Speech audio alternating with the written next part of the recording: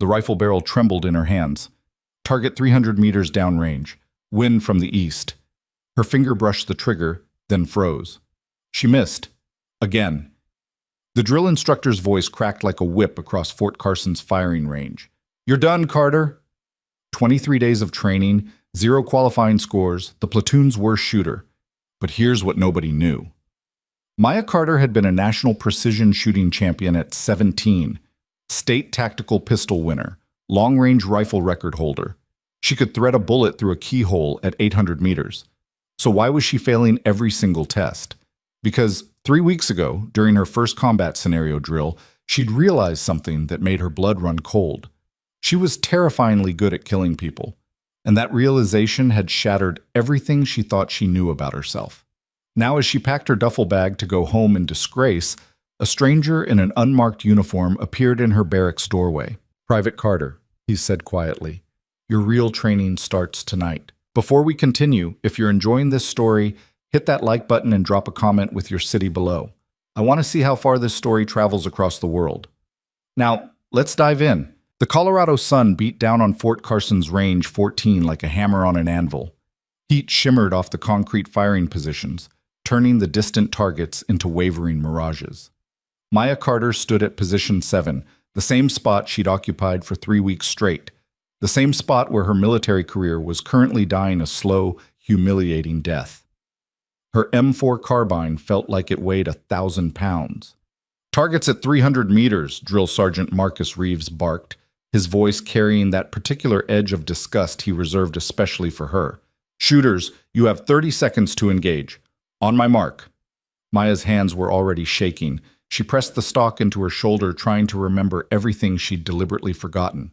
Sight picture, breathing, trigger control, all the muscle memory she'd spent years building, now locked away behind a wall of fear she'd constructed herself.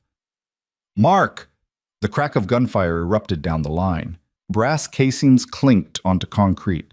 The sharp smell of cordite filled the air. Maya squeezed the trigger. The rifle kicked.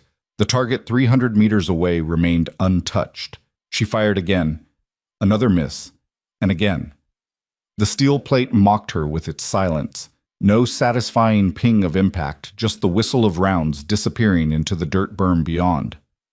When the ceasefire command came, Maya lowered her weapon with trembling hands and waited for the inevitable.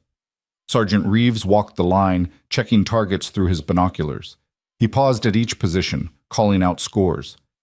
"Morrison, 7 hits. Chen, 8 hits. Jackson, 6 hits.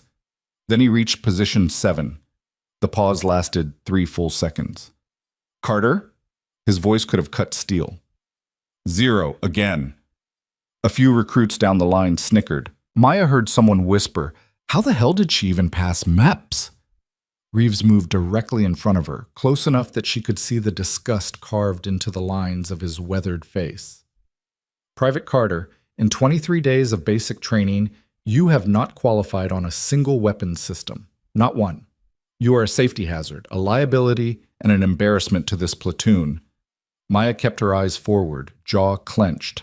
"You're done," Reeves said flatly. "Report to Company HQ after chow. They'll process your separation paperwork." The words hit like a physical blow. Maya felt 30 pairs of eyes on her back as she cleared her weapon and walked off the line. Failure. Just like everyone always predicted.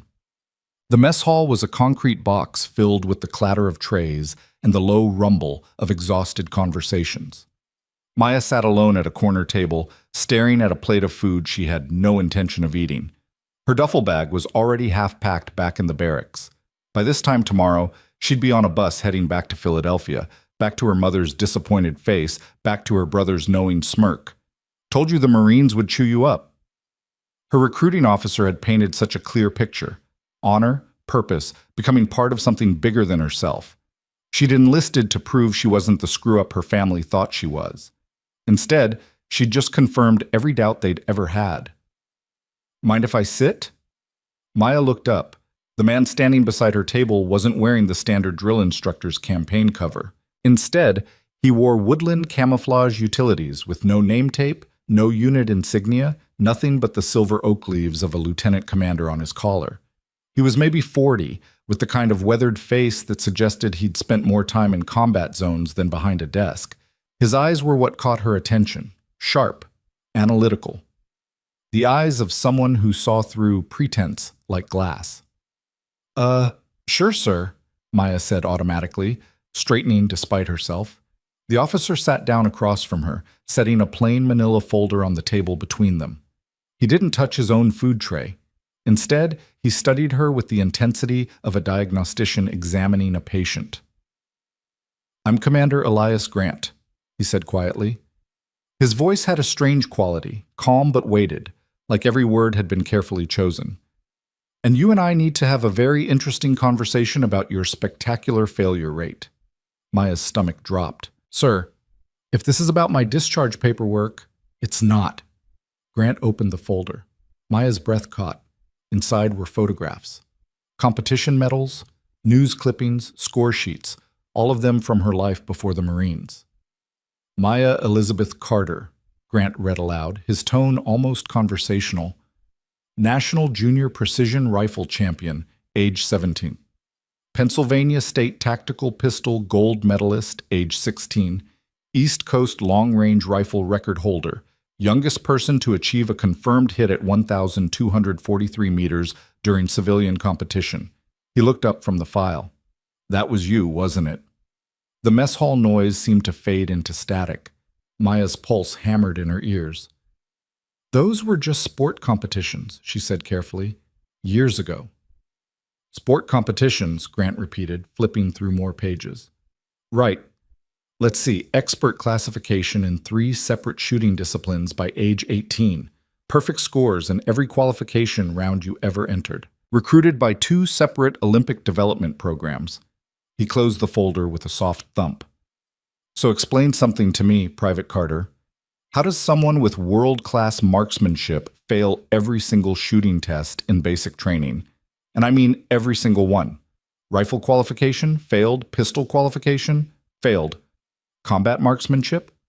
Failed so badly your drill instructor thought you might be vision impaired." Maya opened her mouth, closed it. Her prepared lies suddenly felt paper-thin. Grant leaned forward slightly. "I've reviewed the range footage from your qualification attempts," he said. "And you want to know what I noticed? Your fundamentals are textbook perfect. Stance, grip, sight alignment, all exactly as trained. But right before you pull the trigger," he mimicked a slight tremor with his hand, "you flinch, every single time, almost like you're deliberately throwing the shot." The accusation hung in the air between them. Maya felt something crack inside her chest.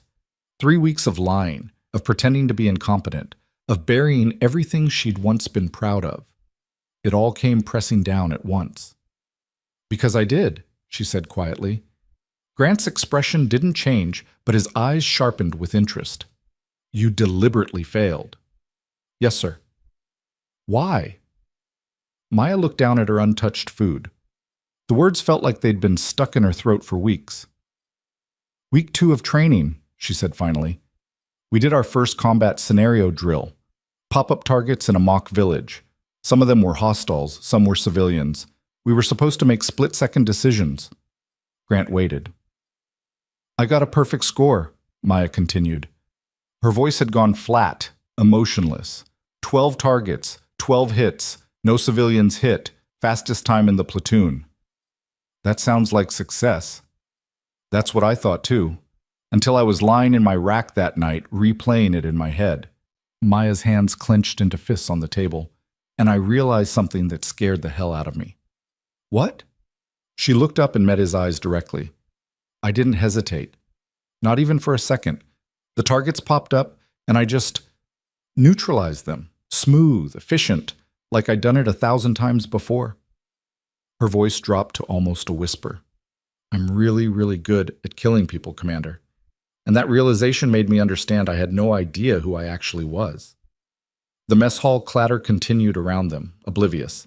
Grant sat back slowly, his expression thoughtful. "So you started failing on purpose." "If I couldn't trust myself with that ability," Maya said, "then I had no business being here." For a long moment, Grant said nothing. Then he reached into his uniform pocket and pulled out a second folder, this one stamped with red letters. Classified. Maya's heartbeat kicked up. Private Carter, Grant said, what if I told you that everything you just described, the fear, the self-doubt, the questioning of your own capability, is exactly what we've been looking for? We? Grant slid the classified folder across the table. Open it. With trembling hands, Maya broke the seal. Inside was a single sheet of orders, dense with military terminology and authorization codes. But 3 lines stood out. Immediate reassignment, Special Operations Development Command, Tactical Research Division, Alpha Project. What is this? Maya breathed. Your current training ends today, Grant said. This is an invitation to something else entirely. Special operations? Sir, I can't even pass basic rifle qual. I don't want you for conventional special operations, Grant interrupted. I want you for a program that officially doesn't exist. He leaned forward, and his voice dropped to a tone that made it clear this conversation would never be acknowledged outside this room. For the last 6 years, my command has been recruiting a very specific type of operator. Not the biggest, not the fastest, not the ones who score highest on traditional metrics. He paused. We recruit people with rare psychological profiles, operators capable of exceptional violence who are also capable of questioning the cost of that violence. Maya felt like the ground had shifted beneath her. Your failure wasn't random, Private Carter. We've been watching you since the moment you stepped off the bus at reception. Your drill instructors were instructed to pressure you, to create stress scenarios, to see how you'd respond when pushed to your limits. You knew I was failing on purpose? We suspected, Grant corrected. Your background screening flagged your competition history. When you started tanking every qual, we knew we'd found what we were looking for. His eyes were intense now. Most people with your level of skill would never question it. They'd embrace it, weaponize it, turn it into an identity. But you scared yourself. That kind of self-awareness is rarer than perfect marksmanship. Maya's mind reeled. Why would you want that? Because the operators we develop don't fight wars, Private Carter. We prevent them. We operate in the gray spaces where traditional military force is too blunt an instrument, and in those spaces, the ability to pull a trigger is nowhere near as important as knowing when not to. He tapped the orders with one finger. The question is whether you're willing to find out what you're actually capable of when you stop running from yourself. Outside, the late afternoon sun cast long shadows across the training fields. Maya could hear the distant cadence of recruits running in formation, the sharp commands of drill instructors, the rhythmic percussion of boots on pavement, all the familiar sounds of a world she thought she was leaving. But Commander Grant was offering her something else entirely, a chance to step into shadows, to become something the world would never acknowledge. If I refuse, she asked, you go home tomorrow. Honorable discharge for failure to meet training standards. No one will ever know what you were truly capable of. Grant's expression was neutral, but his eyes held a challenge. You'll be safe, normal, exactly what you thought you wanted. And if I accept? Report to Tactical Range Delta at 1900 hours. Full combat gear, live ammunition authorized. He stood, collecting both folders. Fair warning, Private Carter. What we do is not easier than basic training. It's exponentially harder. But if you're tired of being afraid of yourself... He left the sentence unfinished. Maya sat alone at the table, staring at the empty space where the classified orders had been. Around her, recruits laughed and complained about the day's training, blissfully unaware that their reality and hers had just diverged completely. She thought about her mother's disappointment, her brother's mockery, the recruiter's promises. 3 weeks of deliberate failure. And then she thought about that moment in the combat scenario, the split-second decisions, the perfect accuracy, the cold efficiency that had terrified her. Maybe running from it wasn't the answer. Maybe understanding it was. Maya stood up, her untouched tray forgotten. She had 3 hours to decide who she was going to become. At 1847 hours, Maya stood outside a building she'd passed 100 times without noticing. It looked like a standard maintenance facility, corrugated metal siding, a few small windows, a sign that read HVAC Maintenance, authorized personnel only. But the security camera above the door was military grade. and the card reader beside the entrance was the same type used on classified facilities. She was wearing full combat gear as instructed. A CH helmet, plate carrier loaded with ceramic plates, belt with mag pouches and a dump pouch. The works. Her M4 was loaded with live rounds, something that never happened during basic training without extensive safety briefings. At exactly 1900 hours, the door unlocked with an electronic click. Maya pulled it open and stepped into darkness. The interior hallway was nothing like she expected. LED strips provided low tactical lighting. The walls were reinforced concrete. Security cameras tracked her movement. This wasn't a maintenance facility. This was a hardened operations center. At the end of the hallway, another door stood open, spilling light across the floor. Maya walked forward, her boots silent on the rubberized flooring. The door led to an observation room overlooking an indoor range that stretched farther than any training facility she'd ever seen. The space was massive, easily 200 meters long, with multiple levels, movable walls, and target systems that looked like they cost more than her hometown's entire police budget. Waiting in the observation room was Commander Grant and a woman in full combat gear. The woman was maybe 35, with the lean, coiled build of someone who treated physical training like religion. Her eyes were dark and sharp, and she studied Maya with the same analytical intensity Grant had shown. "Private Carter," Grant said, "this is Chief Warrant Officer Lena Torres. She's going to be evaluating you tonight." Torres stepped forward and extended her hand. Her grip was firm, professional. "You can call me Torres," she said. Her voice had a slight accent, Mexican border region, maybe Texas. "Commander Grant has told me about your interesting performance over the past 3 weeks." "Yes, ma'am," Maya said, then caught herself. "I mean, Chief." Torres smiled slightly. "Chief works. Let's talk about what happens next." She gestured to the range below. "This facility is used for advanced tactical training and operator evaluation. Tonight, we're going to see what you're actually capable of when you stop sabotaging yourself." Maya felt her stomach tighten. "I don't know if I can—" "You can," Torres interrupted. "The question is whether you will." Grant spoke up from behind them. "Private Carter, you've spent 3 weeks proving you can fail. Now prove you can succeed. No judgment, no consequences. Just you, the weapon, and the truth about who you are." Torres moved to a control panel and started activating systems. Below, the range came alive. Lighting shifted, target systems powered up, and a series of steel plates descended from the ceiling at varying distances. "We'll start simple," Torres said. "Static targets, no time pressure. Just show me your fundamentals." She gestured to a door leading down to the range floor. Maya's hands were shaking again, but this time it felt different. Not the tremor of self-sabotage, but the tremor of something long suppressed finally being released.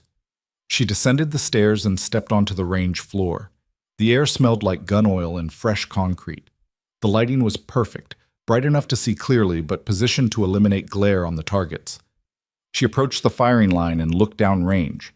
Steel plates at 25 meters, 50 meters, 100 meters, 200 meters, all the way out to what looked like 400 meters at the far end.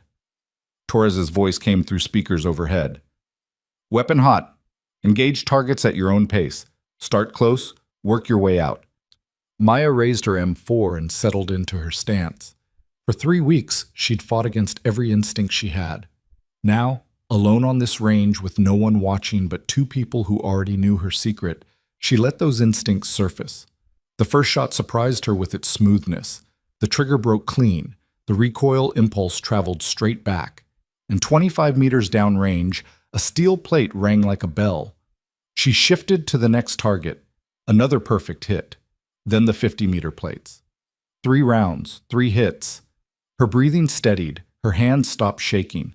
This was who she'd been before fear took over. She worked methodically through the array, each shot placed with surgical precision. By the time she reached the 200-meter plates, she'd fallen into a rhythm that felt like coming home. Acquire target, sight alignment, smooth trigger press, impact. When the last plate fell, she lowered her weapon and realized her heart rate had actually dropped. She wasn't anxious. She was calm. For the first time in 3 weeks, she felt like herself. "Reload," Torres's voice commanded. "Moving targets, 30 seconds." The range transformed. The static plates retracted and new target systems emerged, motorized silhouettes that moved laterally across the range at varying speeds and distances. Maya loaded a fresh magazine. The targets started moving. She engaged them smoothly, leading her shots, adjusting for angular velocity. Each target dropped when hit, only to reset and continue moving. The challenge ramped up, faster movement, unpredictable patterns, multiple targets appearing simultaneously. Maya adapted without thinking. Her brain shifted into a mode she recognized from competitions. Analytical, precise, almost detached. Time seemed to slow. Each target became a geometry problem solved in milliseconds. When the drill ended, every target had been hit multiple times. Torres's voice held a new note of interest. Combat scenario. Hostile and civilian mix. Rules of engagement, hostiles only. Civilians are a fail. The range reconfigured again. This time, the targets were photorealistic. Human silhouettes in various poses and clothing. Some held weapons, some held phones, some had their hands up. Red lights began strobing. A siren wailed. The scenario started. Targets popped up randomly. A gunman behind cover, a civilian running with hands raised, a hostile aiming from a window, a child holding a soccer ball. They appeared and disappeared in seconds, forcing split-second decisions. Maya moved through the scenario like water flowing around rocks. Her weapon tracked from threat to threat with mechanical efficiency. Hostile. Engage. Civilian. Hold fire. Hostile. Engage. Ambiguous. Hold, assess, decision, engage, or bypass. By the time the scenario ended, she'd engaged 12 hostile targets with 12 hits and hadn't fired a single round at a civilian. Perfect score. Just like the drill that had scared her 3 weeks ago. But this time, standing in the aftermath with her rifle still at the ready, Maya felt something different. Not fear. Understanding. She lowered her weapon and looked up at the observation window. Torres and Grant were watching her with expressions she couldn't quite read. The door opened and Torres descended to the range floor. She walked up to Maya and stood there for a long moment, just studying her. "How do you feel?" Torres asked. Maya considered the question honestly. "Like I just remembered something I'd forgotten about myself." "And what's that?" "That being good at something dangerous isn't the same as being dangerous." Torres nodded slowly. "Commander Grant wasn't exaggerating," she said. "You're exceptionally skilled. That much was obvious from your record. But skill alone doesn't qualify you for this program." Maya's chest tightened. "Then what does?" "What you just demonstrated in that combat scenario," Torres replied. 12 hostile targets, 12 hits, 0 civilian casualties. But more importantly, she gestured to Maya's firing position. "I watched you hesitate 3 times. Micro-hesitations, maybe a quarter-second each. Most shooters would never pause. They'd engage anything that looked remotely like a threat." "The teenager with the phone could have been filming," Maya said quietly. "The man with the bag could have been carrying groceries. The woman in the window could have been trying to escape." "Exactly." Torres's expression was intense. "That hesitation? That split second where you question your own judgment? That's the difference between an operator and a weapon. We have plenty of weapons, Private Carter.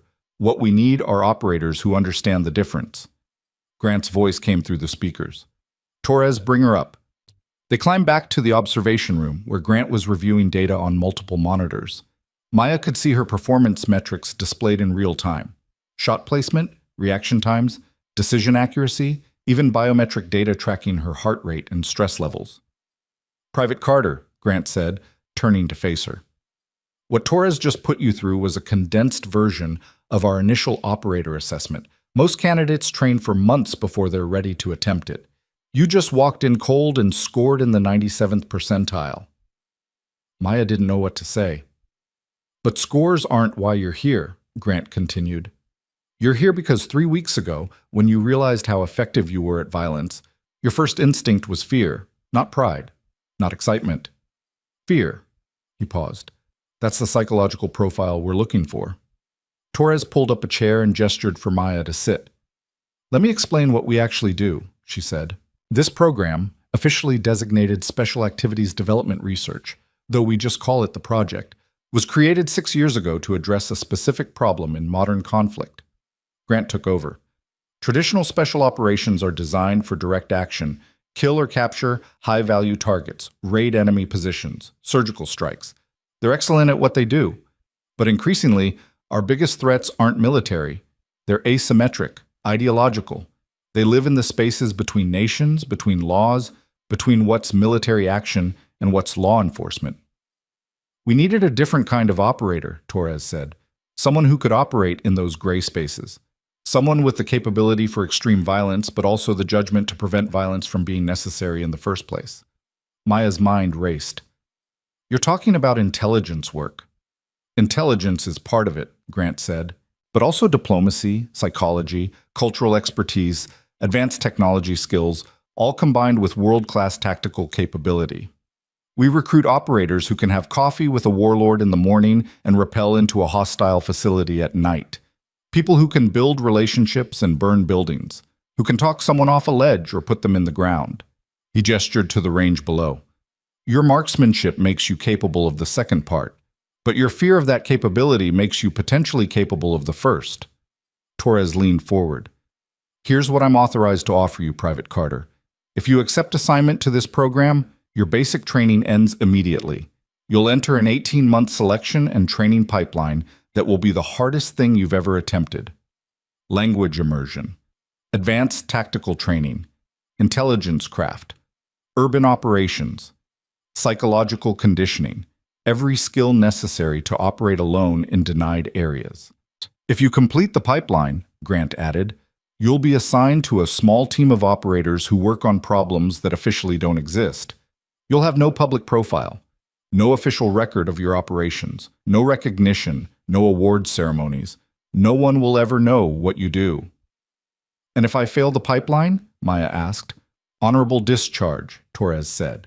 No penalties, no stigma. We'll even fabricate a conventional service record so future employers won't ask questions. Maya looked between them. Why me? You said you've been recruiting for 6 years. You must have hundreds of candidates who are better qualified. We've graduated 43 operators total, Grant said quietly. We screen thousands of candidates, most wash out in the first week, not because they lack skills, but because they lack the psychological flexibility to question their own certainty. He met her eyes. You questioned yourself the moment you realized your own capability. That's incredibly rare. Outside the observation window, the massive range sat silent, waiting. Maya thought about Philadelphia, about her mother's kitchen where she'd signed her enlistment papers, about her brother's skeptical face, about the recruiter who'd promised her purpose. She thought about 3 weeks of deliberate failure, and she thought about the last 4 hours, the feeling of competence returning, the clarity of perfect execution, the strange peace she'd felt when everything aligned.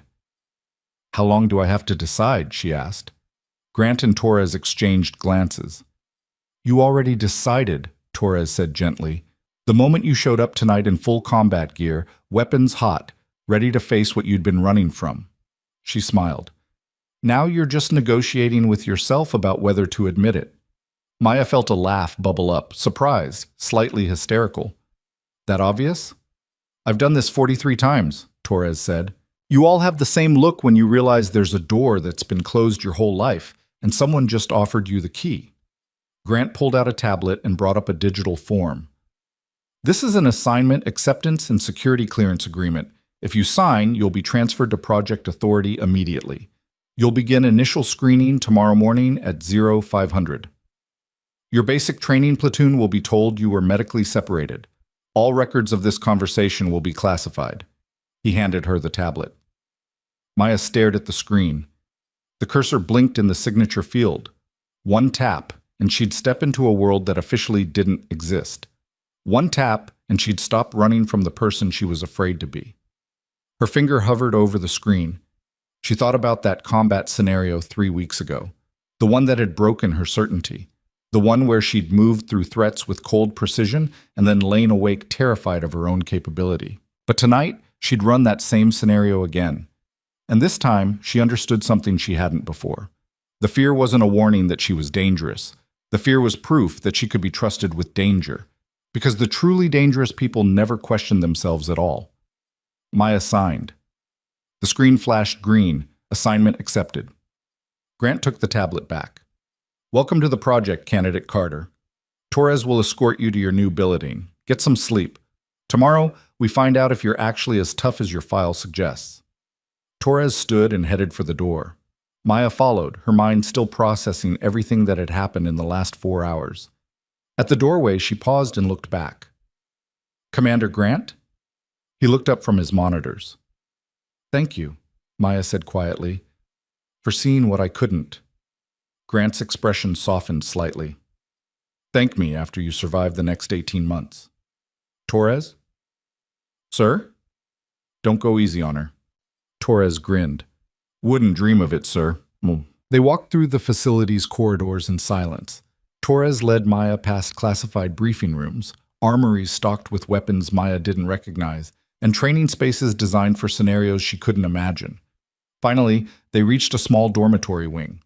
Torres opened a door to reveal a simple room, bunk, desk, locker, nothing fancy. Home for now, Torres said. You'll move to the main training facility next week. For now, you're in isolation until your clearances process. Maya set her rifle in the wall rack and started removing her gear. Can I ask you something, Chief? Shoot. Earlier, you said you've done this 43 times. How many of those candidates actually made it through the pipeline? Torres was quiet for a moment. 43. Maya froze. Wait, you mean everyone I've made this offer to has completed the program, Torres confirmed. Because I only make the offer when I'm certain they'll succeed. The real selection happens before this conversation, not after. Then why the 18-month pipeline? Because knowing you have the capability is different from proving it to yourself, Torres said. The training isn't about weeding people out.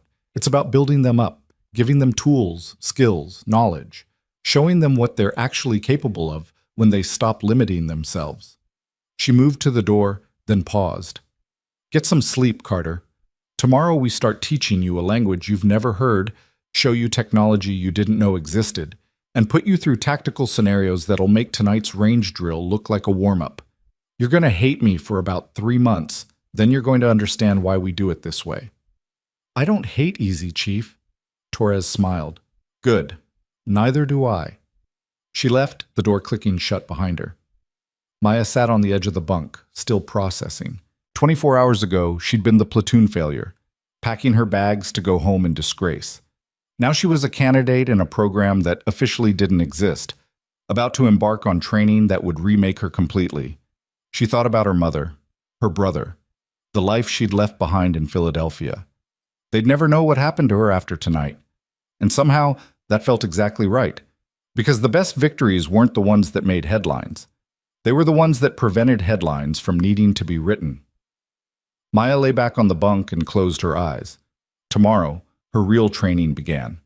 Tonight, for the first time in 3 weeks, she slept without fear. At 0500 hours, her door crashed open. On your feet, candidate!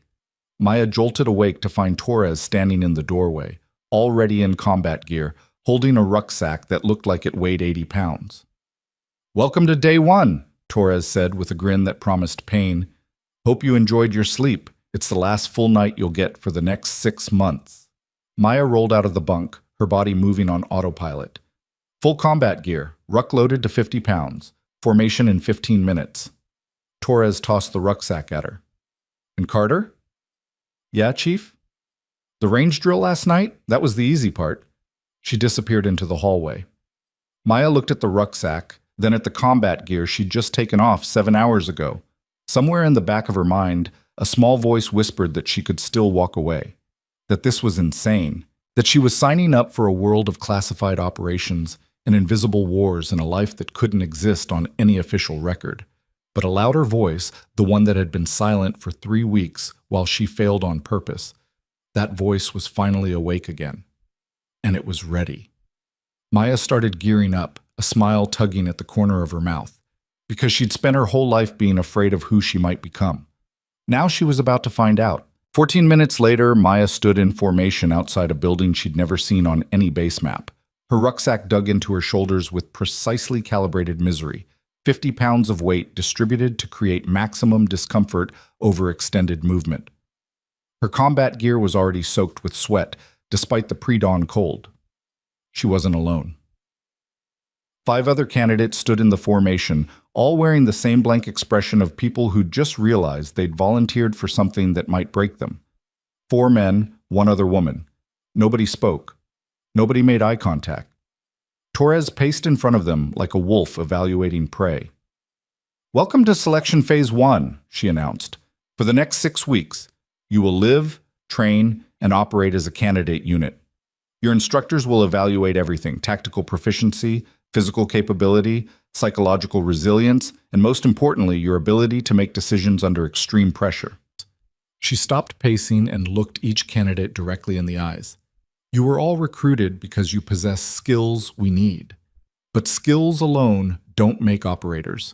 Judgment makes operators, and judgment is forged under stress." A tall candidate to Maya's left, probably 6'3", built like he'd played college football, shifted his weight slightly. Torres was on him instantly. "Name?" "Candidate Briggs, Chief." "You have something to say, Briggs?" "No, Chief." "Then stand still." Briggs locked up, but Maya caught the flash of irritation in his eyes.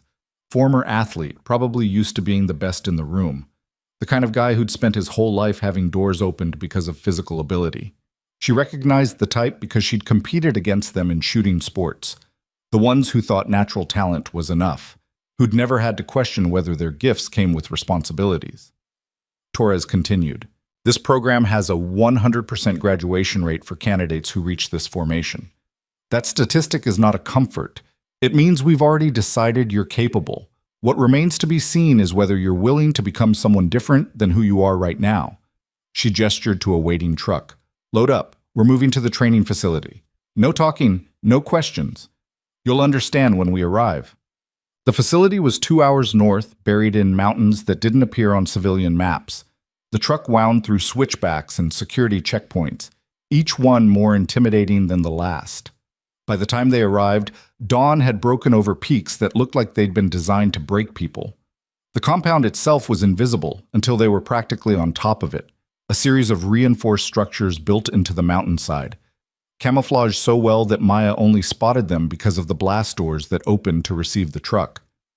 Inside was a self-contained operations base, training ranges, kill houses, climbing walls, obstacle courses that looked like they'd been designed by sadists. And everywhere, the hum of advanced technology that had no business existing in the middle of nowhere. Torres led them to a briefing room where Commander Grant waited beside a tactical display showing a 3-dimensional map of terrain Maya didn't recognize. "Candidates," Grant began without preamble, "welcome to Black Ridge Mountain Training Facility. For the next 6 weeks, this will be your entire world. You will not leave. You will not communicate with anyone outside. You will train, operate, and prove yourselves worthy of continuation." He gestured to the map. "Your first exercise begins in 4 hours. You'll be inserted into a denied area." He indicated a section of mountainous terrain. "With minimal equipment and a simple mission. Reach the extraction point 40 miles away within 72 hours. Maya studied the map. 40 miles in 3 days didn't sound impossible until she noticed the elevation changes. They'd be climbing and descending the equivalent of scaling a skyscraper multiple times. "Rules of engagement," Grant continued. "You're operating in a hostile environment. Aggressor forces will be hunting you. If they tag you with simulated rounds, you fail. If you miss the extraction window, you fail. If you compromise operational security in any way that would expose your mission in a real-world scenario, you fail." Briggs spoke up without raising his hand. "What about working as a team, sir?" Grant's expression didn't change. "This exercise evaluates individual capability. You may encounter other candidates. You may choose to cooperate or compete. That decision reveals character." Torres stepped forward. "You have 4 hours to prepare. Study the terrain, plan your route, gather intelligence. At 1100 hours, you'll be blindfolded, driven to separate insertion points, and released. What happens after that is entirely up to you." She smiled, and it wasn't comforting. "Welcome to the pipeline, candidates. Try not to die." Maya spent the next 3 hours doing what she did best: obsessive preparation. She studied the topographical map until she could close her eyes and see the terrain. Primary route following ridgelines to avoid valleys where aggressor forces would concentrate. Secondary route using stream beds for concealment despite the slower movement. Tertiary route gambling on a direct approach that would be faster but completely exposed. The other candidates prepared differently. Briggs focused on physical conditioning, doing push-ups and stretches, like the main challenge was endurance. The other woman, candidate Song, according to her name tape, pored over weather data and seasonal water sources. Two of the male candidates huddled together, clearly planning to team up immediately. The sixth candidate, a wiry guy who looked maybe 25, sat alone cleaning an M4 with the methodical precision of someone who'd done it 10,000 times. Maya watched him work and recognized something. He wasn't preparing for an exercise. He was preparing for war. Former infantry, she guessed. Probably deployed. Probably seen things that made a mountain exercise feel like summer camp. At 10:55 hours, Torres reappeared. "Candidates, form up." They assembled in the vehicle bay. 6 trucks waited, engines running. 6 instructors stood ready, each holding a blackout hood. Torres addressed them one final time. "From this moment until extraction, you're alone. No support, no second chances. Show us what you're made of." An instructor approached Maya, hood in hand. "Good luck, Candidate Carter." The world went dark. But the hood came off 40 minutes later in terrain that looked nothing like the maps. Maya blinked against sudden brightness and found herself on a rocky hillside surrounded by pine trees. No vehicles in sight, no instructors, just her, a rucksack, and an M4 loaded with simulated rounds. A laminated card lay on a nearby rock. Insertion point Delta. Exfil grid 38.7442 minus 106.8891. Mission clock. Starts now. Maya checked her watch. 1,143 hours. 72 hours from now would be 1,143 hours on day 3. She pulled out her compass and map, quickly triangulating her position based on visible terrain features. She was 8 miles southeast of where she'd expected, which meant the route she'd planned was worthless. The direct approach would take her over a massive ridgeline that would expose her to anyone watching from high ground. The safe route would add 15 miles and might miss the extraction window. She was calculating odds when she heard it, the distant thump of rotor blades. The aggressor forces were already in play. Maya dropped into cover behind a boulder and watched a UH-60 Blackhawk sweep across the valley below. It wasn't looking for her specifically, not yet, but it was establishing a patrol pattern that would make movement during daylight suicidal. She made a decision. Move now while the helicopter was out of position. Cover as much ground as possible before it returned, then go to ground and wait for darkness. She was 3 miles into her movement when she found the first body. Not an actual body, a candidate tagged by aggressor forces, sitting dejectedly beside the trail with a red flag attached to his gear. It was one of the guys who'd planned to team up. He'd been eliminated within 2 hours. "They're everywhere," he muttered as Maya passed. "Thermal optics, motion sensors. It's impossible." Maya didn't respond.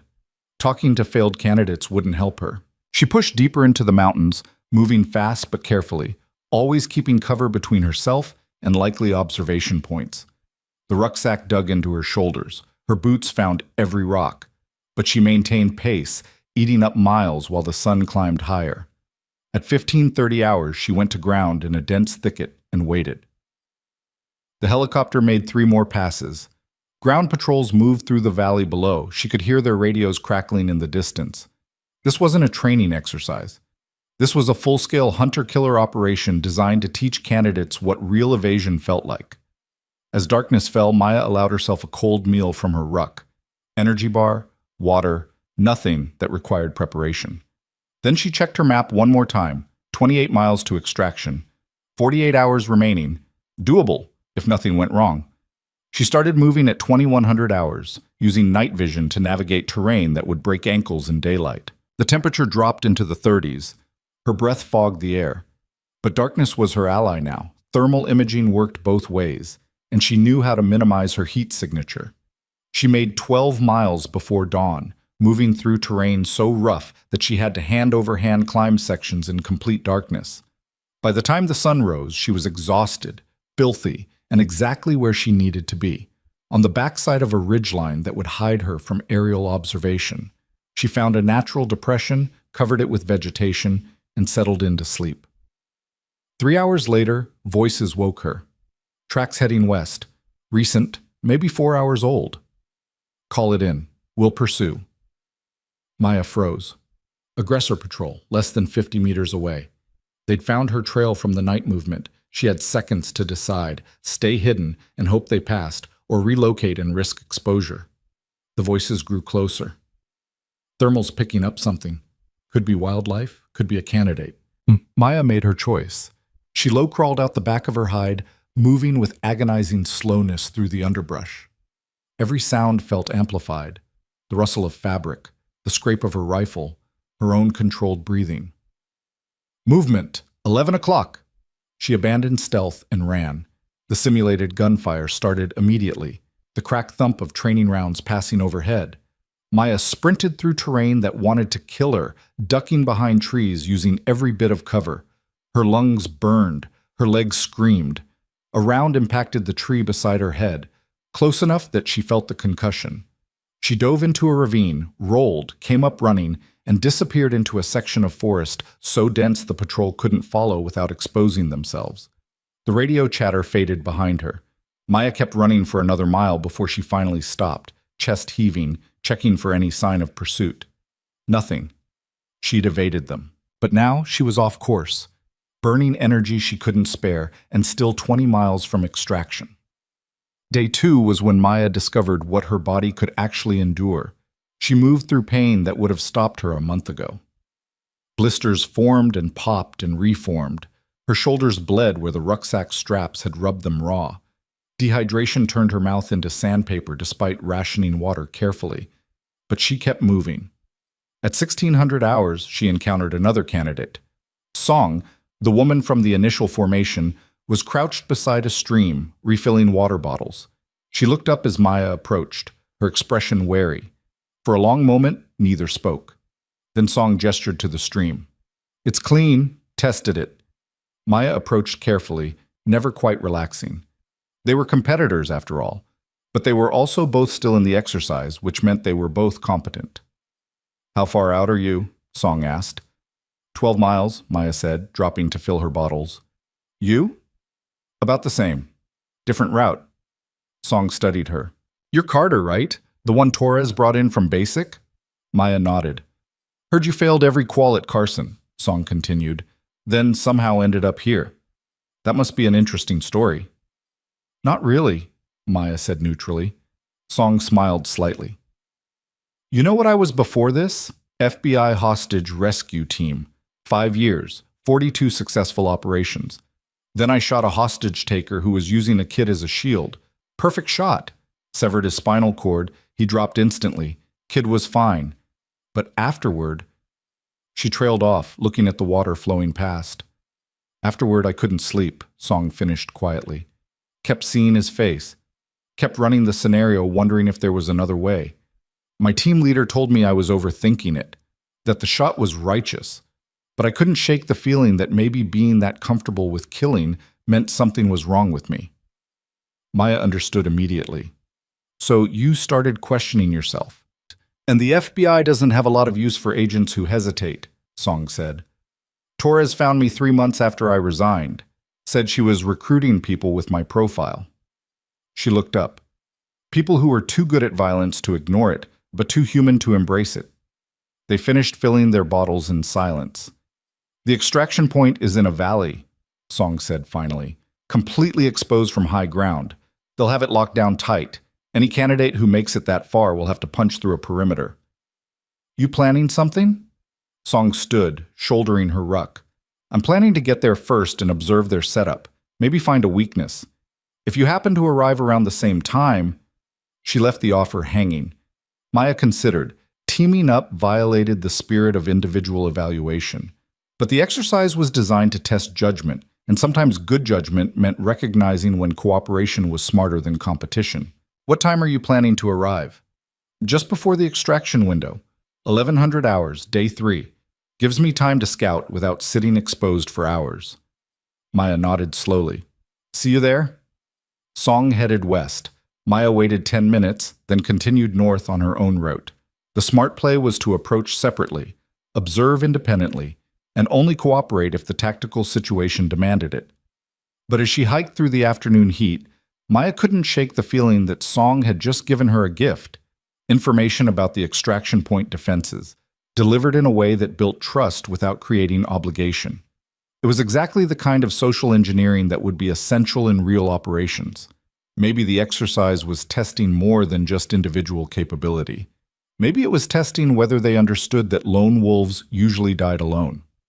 Day 3, 0530 hours. Maya reached the ridgeline overlooking the extraction valley with 6 hours to spare.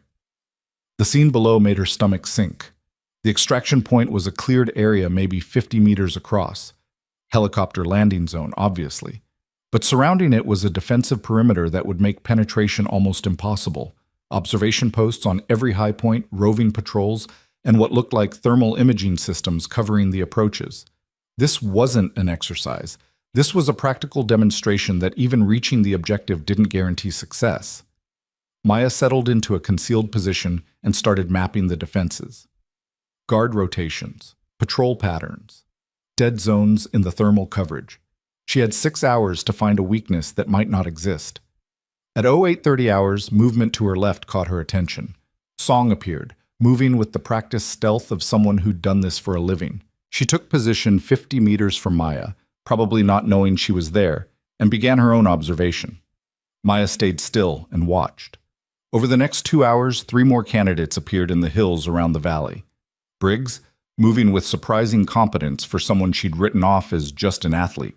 The wiry infantry guy, who materialized out of terrain that should have been empty. And surprisingly, the second candidate who'd planned to team up, apparently he'd evaded elimination somehow. They all saw the same problem. The extraction point was a kill zone. At 10:45 hours, with less than an hour until the window opened, Briggs made his move. He simply stood up, raised his hands, and walked down the hillside toward the perimeter. Maya watched in disbelief as the aggressor forces intercepted him, checked his credentials, and let him through. He walked directly to the extraction point and sat down, waiting. The realization hit Maya like a fist. The perimeter wasn't there to keep them out. It was there to see if they'd recognize when stealth was the wrong approach. Briggs had understood something the rest of them had missed. Sometimes the best tactic was overt action. Song emerged from her hide and walked down, then the infantry guy. Both were processed through the perimeter and allowed to reach the extraction point. Maya stood slowly, her mind racing. The exercise wasn't about evasion. It was about knowing when to evade and when to present yourself openly, about reading the tactical situation and making the right call, even when it contradicted your training. She walked down the hillside, hands visible, moving confidently. An aggressor instructor intercepted her at the perimeter. "Candidate Carter, took you long enough." "Had to observe first," Maya said. The instructor smiled. "Smart." Briggs walked right in on instinct. "You walked in on analysis. Both got the same result, but you know why it worked. That's the difference." He waved her through. Maya reached the extraction point at 1057 hours, 16 minutes before the window opened. 4 candidates had made it. 2 had been eliminated during the exercise, probably for failing to reach the valley at all. Torres stood beside the landing zone, watching them with an expression Maya couldn't read. "Congratulations," she said when the last candidate arrived. "You've completed Phase 1, Exercise 1. You proved you can navigate terrain, evade pursuit, and reach an objective under pressure." She paused. But that was the easy part. The helicopter ride back to Black Ridge was silent. The candidates were too exhausted to speak, too focused on processing what they'd just survived.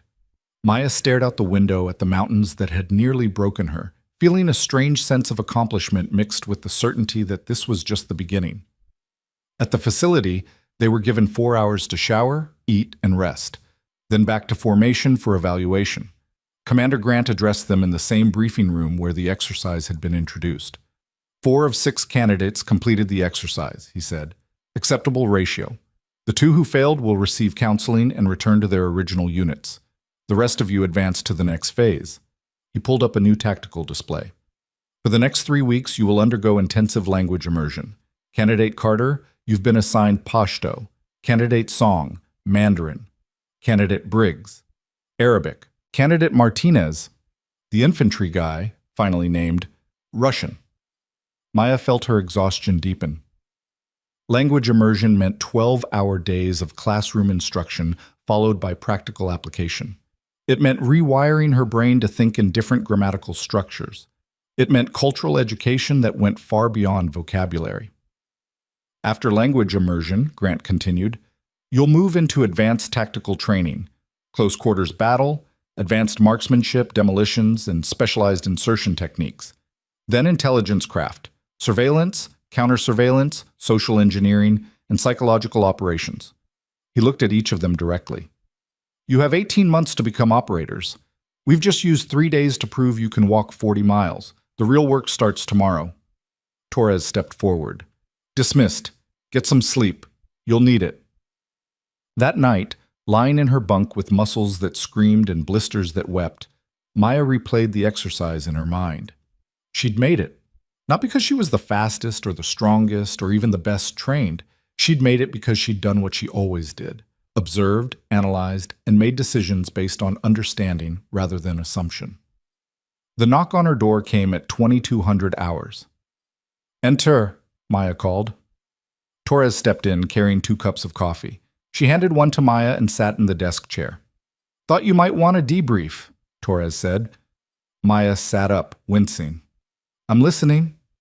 You did well, made smart choices under pressure. The partnership overture with Song showed good judgment. You understood the value of information sharing without committing to full cooperation. Torres sipped her coffee.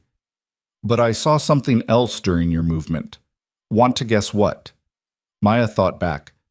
I hesitated during the ravine sprint. Could have taken a more direct route out. You hesitated, Torres confirmed, because you were calculating whether the direct route would expose you to sniper fire from the ridgeline. The calculation took maybe 2 seconds. Most candidates would have just run. You thought through the tactical geometry while under fire. Is that good or bad? It's both, Torres said. In some situations, analysis saves lives. In others, it gets you killed because you're thinking when you should be moving. Learning to know the difference is what the next 18 months are about. She set down her coffee and leaned forward. Carter, I'm going to tell you something I don't tell most candidates this early. You scare me a little.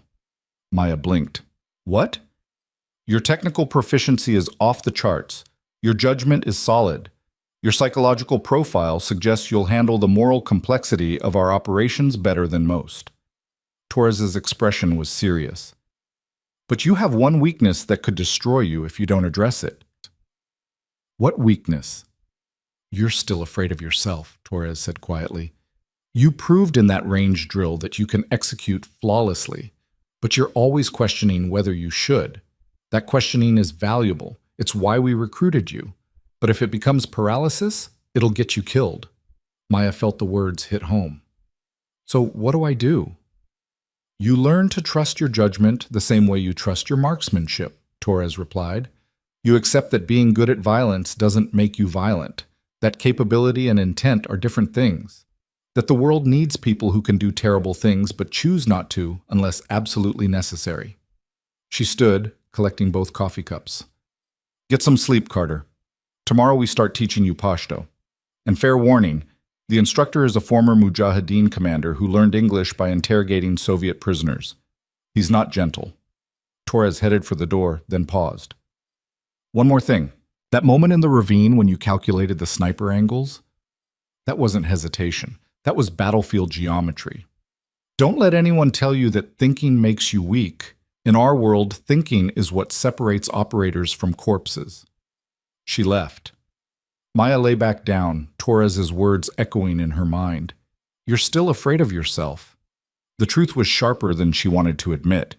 Even now, after proving her capability in the range drill and completing the mountain exercise, part of her still questioned whether someone with her skills should exist at all. But maybe that was exactly the point. Maybe the people who should never question their capability were the ones who most needed to be questioned. And maybe the ones who constantly questioned themselves were the only ones who could be trusted with power. Maya closed her eyes and let exhaustion pull her under.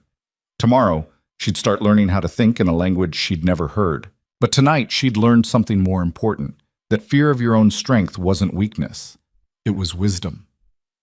And in the world she was entering, a world of gray spaces and impossible choices and operations that would never be acknowledged, wisdom was the rarest weapon of all.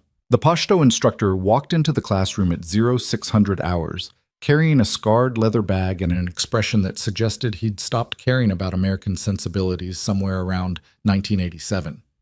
His name was Hashim Wardak, and the first thing he did was throw the bag onto the table hard enough to make everyone jump.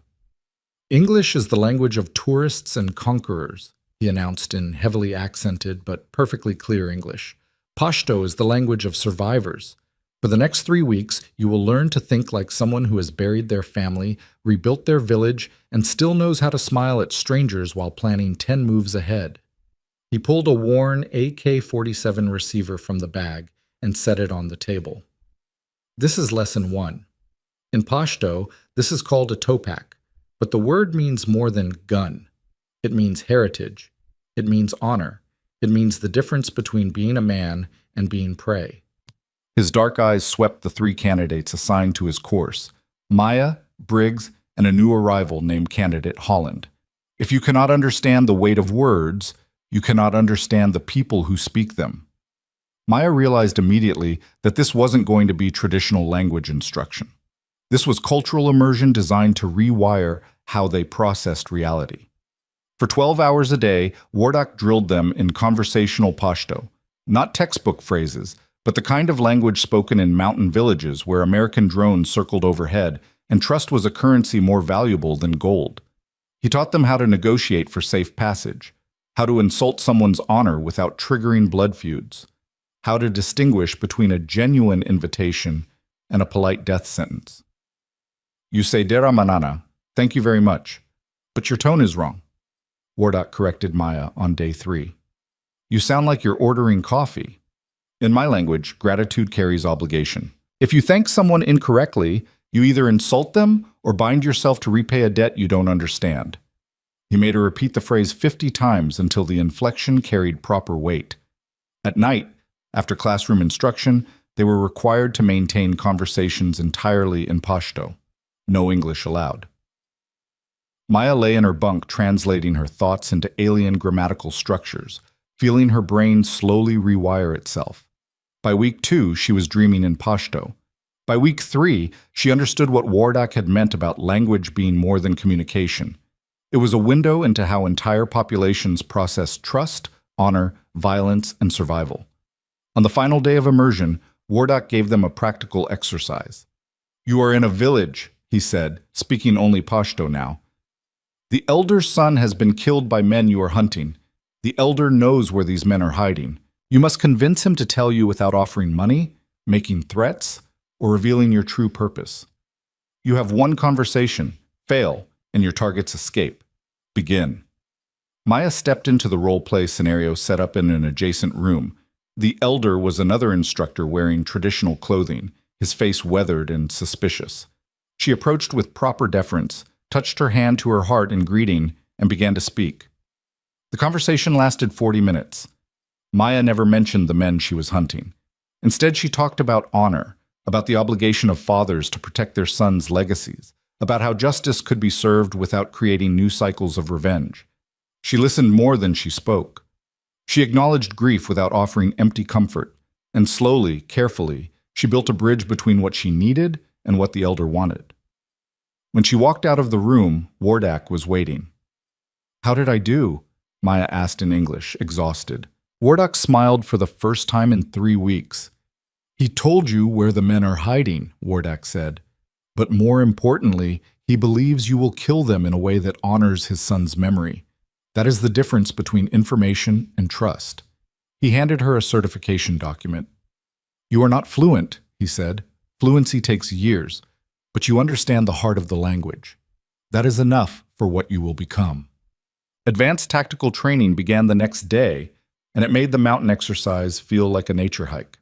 The kill house was a modular structure that could be reconfigured into hundreds of different layouts. Rooms appeared and disappeared. Hostiles and civilians populated spaces at random. Every scenario was designed to create split-second decisions with life-or-death consequences. The instructor was a former Delta Force operator named Chief Warrant Officer Kyle Brennan. He had a prosthetic left hand from an operation he'd never discuss and zero tolerance for hesitation. Close quarters battle is where good operators become ghosts and bad operators become statistics, Brennan announced on day one. Speed matters. Violence of action matters. But judgment matters most. Because in the real world, the person you kill might be the only one who knows where the bomb is. He put them through scenarios that twisted Maya's understanding of combat. Hostage rescue, where the hostage was actually working with the captors. Terrorist interdiction, where the terrorist turned out to be an undercover asset. Building clearing, where the real threat wasn't armed combatants, but a chemical weapon rigged to detonate if disturbed. Maya learned to move through structures like water, fluid, adaptive, always seeking the path of least resistance. She learned to read micro-expressions on faces to distinguish genuine fear from deception. She learned that sometimes the best tactical solution was walking away from a fight you could win. On week 6, Brennan changed the rules. Live ammunition, he announced. Real-world stakes. You'll be clearing a building with actual explosives rigged throughout. Miss a tripwire, and you'll trigger a flashbang that'll leave you deaf for a week. Engage a civilian target, and you fail the entire course. The 4 remaining candidates, Maya, Song, Briggs, and Martinez, stood in the briefing room staring at him. "Is this legal?" Briggs asked. "Legal is a word lawyers use," Brennan replied. "This is effective, which matters more when you're operating in denied territory with no support, and the entire mission rests on your judgment." He pulled up a building schematic. The scenario. A weapons dealer is meeting with buyers in this compound. Your mission is to interdict the transaction, secure the weapons, and extract intelligence from the dealer's computer. Rules of engagement. Dealer and buyers are hostile. Building staff are civilians unless they present a direct threat. Explosives are real. Ammunition is real. Consequences are real. Maya felt her pulse spike. This wasn't training anymore. This was controlled combat. "You have 2 hours to plan," Brennan said. "Then you execute as a 4-person team. Team leader will be decided by whoever presents the best tactical plan." They huddled over the schematic, each candidate seeing different solutions. Briggs wanted a fast, aggressive approach. Hit hard, overwhelm resistance, sort targets afterward. Martinez preferred methodical clearing, slow, careful, minimize risk. Song suggested a deception approach, create a distraction, split enemy attention, exploit the confusion. Maya studied the building layout and saw something the others had missed. "The meeting is happening on the 2nd floor, she said, pointing to the schematic. "But the only structural support columns that could hold enough explosives to level the building are on the ground floor, which means the dealer has a dead man's switch." The others looked at her. "If we kill him before we find the switch," Maya continued, "the building collapses. If we trigger any of the tripwires, same result. And if we take too long clearing the 1st floor, the buyers complete the transaction and scatter." "So what's your solution?" Song asked. Maya traced a route on the schematic. "We don't clear the building at all. We split into 2 elements. Martinez and Briggs enter through the front, make noise, draw attention. Song and I fast rope onto the roof, breach from above, and hit the meeting room before they can react. We secure the dealer alive, neutralize the buyers, then we have time to locate and disable the dead man's switch, while the ground element holds the perimeter." Briggs frowned. "That puts you and Song in the most danger." "It puts us in the fastest position," Maya corrected. "Speed eliminates the dead man's switch problem. Violence of action eliminates the buyer threat. And keeping the dealer alive gives us both the intelligence and the bomb solution." Martinez studied the plan. "It's risky. If the roof breach fails, you'll be trapped on the 2nd floor with no exit. If the ground clearing fails," Maya countered, "we'll all be dead when the building collapses." Silence. Brennan had been watching from the doorway. "Candidate Carter, your team leader, brief your element and execute in 90 minutes. The building was real. An abandoned warehouse Blackridge had converted into a kill house that felt like stepping into an actual combat zone. Graffiti on the walls, debris in the corners, the smell of dust and decay. And somewhere inside, live explosives and hostile actors played by instructors with simulated rounds that would sting like hell if they hit. Maya stood on the roof with Song, both of them rigged for fast rope insertion. Below, Martinez and Briggs waited at the front entrance, ready to create chaos on her signal. Maya keyed her radio. "Ground element, status?" "Set," Martinez replied. His voice was calm, professional. Former infantry showing through. "On my mark, you have 30 seconds to make noise. Don't breach, just draw attention." Maya looked at Song. "We go the moment we hear gunfire." Song checked her harness one final time. "You know this is insane, right?" "Completely." Maya positioned herself over the roof hatch. "Ready?" "Ready." Maya keyed the radio. Execute. 3 seconds later, the sound of simulated gunfire erupted from the front of the building. Shouting. The crash of a flashbang. Martinez and Briggs were selling the distraction perfectly. Maya grabbed the fast rope and dropped. 4 seconds of controlled descent through darkness, then her boots hit the second-floor landing. Song landed beside her a heartbeat later. They moved immediately, weapons up, clearing angles. The hallway was empty, but the sounds of chaos echoed from below. Maya pushed forward to the meeting room door, stacked on one side while Song took the other. Through the gap under the door, Maya could see shadows moving. Multiple hostiles. Active threat. She looked at Song and held up 3 fingers. 3 seconds. 2. 1. Maya kicked the door open and flooded into the room. The scene crystallized instantly. 3 men in suits around a table, all reaching for weapons. A 4th man, older, backing toward a laptop on a desk. The dealer. "Freeze!" Maya shouted, her weapon tracking targets. Nobody froze. The closest buyer raised a pistol. Maya's training took over. Double tap, center mass, target down. Song engaged the second buyer, dropping him before he could aim. The third buyer dove for cover behind a filing cabinet. But the dealer's hand was moving toward something in his jacket. The dead man's switch. Maya had maybe half a second to decide. Shoot him and risk triggering the explosives, or rush him and hope she was fast enough. She chose the third option. "Song, third buyer!" Maya sprinted across the room as the dealer's hand emerged from his jacket, not holding a detonator, but reaching for the laptop. She hit him with a tackle that would have made her brother proud, driving him away from the desk and onto the floor. Her weapon pressed against his head. "Don't move. Don't breathe. Don't even think." The dealer froze. Song cleared the filing cabinet.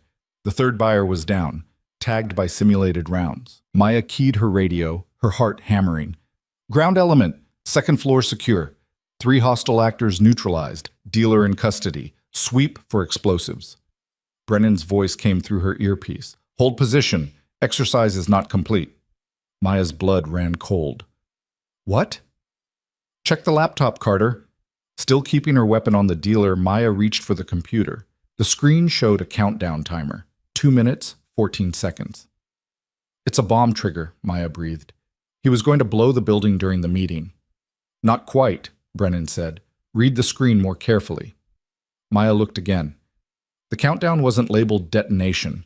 It was labeled transmission. "He's not destroying evidence," she realized. "He's transmitting it. Weapons specifications, buyer identities, everything. In 2 minutes, it uploads to a remote server and disappears." "So what do you do, Candidate Carter?" Maya's mind raced. She could smash the laptop, but that might trigger a backup protocol. She could try to hack the transmission, but she had 0 computer skills in 90 seconds. She could extract the hard drive, but that might be rigged to wipe if disturbed. Or she could do what operators actually did in the field when technology got complicated. She grabbed the dealer by his collar and hauled him to his feet. "Turn it off." "I don't know how," the dealer said in accented English. The instructor was playing the role perfectly, defiant, stalling for time. Maya pressed her weapon harder against his ribs. "You set the timer. You can stop it." "Even if I wanted to, the protocol is automated. Once started, it cannot be—" Maya shot him in the foot. The simulated round tagged his boot with a sharp crack. The dealer, the instructor, yelped and stumbled. "Next one goes through your knee," Maya said, her voice flat. "Then your elbow, then your other knee. I will disassemble you one joint at a time until you give me what I need. The timer says 90 seconds. I can cause a lot of damage in 90 seconds. The dealer stared at her, and for a moment Maya saw the instructor's real expression break through the role. Surprise? Maybe even respect. He reached for the laptop and typed a command. The timer stopped at 73 seconds. Maya keyed her radio. Ground element, transmission halted. Dealer is cooperating. Sweep the building and secure. Copy, Martinez replied. Breaching now. The next 5 minutes were a blur of activity. Martinez and Briggs cleared the ground floor, locating and disabling 3 separate explosive devices. Song secured the laptop and began downloading intelligence. Maya zip-tied the dealer and the 3 buyers who were actually just instructors wearing simulated hit markers. When Brennan finally entered the room, his expression was unreadable. Exercise complete, he announced. Debrief in 30 minutes. Good work, Carter. But Maya barely heard him. She was too busy processing what she'd just done. She'd shot an unarmed man to extract information under time pressure. In a training scenario, it was acceptable. Necessary, even. But in the real world, that kind of decision lived in the gray space between justice and brutality. And she'd made it without hesitation. The debrief was brutal in a different way. Brennan broke down every decision, every movement, every microsecond of the operation. He praised the team coordination and the creative tactical solution. He criticized their room-clearing technique and their radio discipline. But when he reached the moment Maya shot the dealer, he paused. Candidate Carter, explain your reasoning. Maya met his eyes. The timer was running. Verbal coercion wasn't working. Physical pain was the fastest method to break his resistance. You shot an unarmed detainee, Brennan said flatly. I shot a hostile actor who was actively engaged in intelligence transmission that would compromise the mission, Maya corrected. His armed status was irrelevant to the tactical problem. And if this had been a real operation, if that man was actually unarmed and you just violated the Geneva Conventions? The room went silent. Maya thought about the question, really thought about it. Then I'd have to live with that decision, she said quietly. But in that moment, with 73 seconds left and the entire mission at risk, I made the call that gave us the highest probability of mission success. If I'm wrong, I accept the consequences. But I won't apologize for making a decision under pressure. Brennan studied her for a long moment. Good answer, he said finally. Because here's what you just demonstrated. You understand that operators in our world don't have the luxury of perfect information or unlimited time. Sometimes you make choices that look wrong in hindsight, but were right in the moment. The question isn't whether you'll make those choices. It's whether you can live with the weight of them afterward. He pulled up footage from the exercise on a monitor. Your tactical solution was excellent. Your execution was near flawless. But what impressed me most was your ability to escalate violence precisely when necessary and no further. You shot him in the foot. Painful, attention-getting, but not permanently damaging. That showed restraint even in the moment of maximum aggression. He looked around the room at all 4 candidates. This is what separates operators from soldiers. Soldiers follow rules of engagement. Operators write new rules when the old ones don't fit. But you have to be smart enough to know when you're breaking rules for the right reasons and when you're just being a war criminal. He shut down the monitor. You've completed Phase 2. Tomorrow, you begin intelligence craft, the art of manipulating reality itself. Get some sleep. You'll need it. That night, Maya couldn't sleep. She kept replaying the moment she'd pulled the trigger on the dealer. The cold calculation. The absence of hesitation. The way it had felt almost natural. 3 months ago, she'd been terrified of exactly this capability. Now she'd demonstrated it in front of instructors and teammates, and instead of fear, she felt clarity. Maybe Torres had been right. Maybe capability and intent really were different things. The knock on her door came at 2300 hours. It's open, Maya called. Commander Grant entered, carrying a file folder she recognized as her training evaluation. Mind if I sit? Of course, sir. Grant settled into the desk chair and opened the file. I've been reviewing your performance over the past 3 months. Language immersion, excellent. Physical conditioning, top 10%. Tactical proficiency, exceptional. Psychological resilience, he looked up. That's the interesting one. Maya waited. Most candidates reach a breaking point somewhere in the pipeline, Grant said. A moment where they realize what we're actually training them to become, and they have to decide if they can live with that identity. Usually happens around month 4 or 5. I'm only at month 3, Maya said. I know. Grant's expression was thoughtful. Which is why I'm here.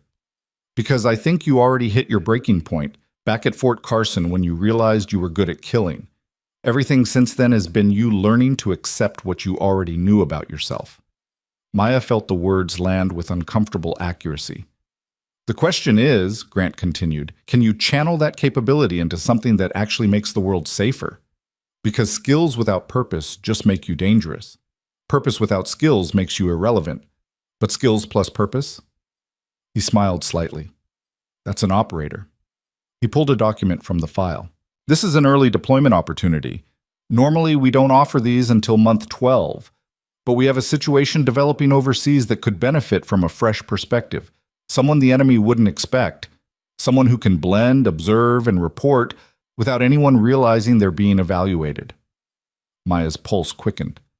A real operation? An observation mission, Grant clarified. You'd be attached to a diplomatic security detail in a denied area. Your official role would be administrative support. Your actual role would be assessing a target we're considering for more direct action. No combat, no authority to engage, just eyes and ears. Why me?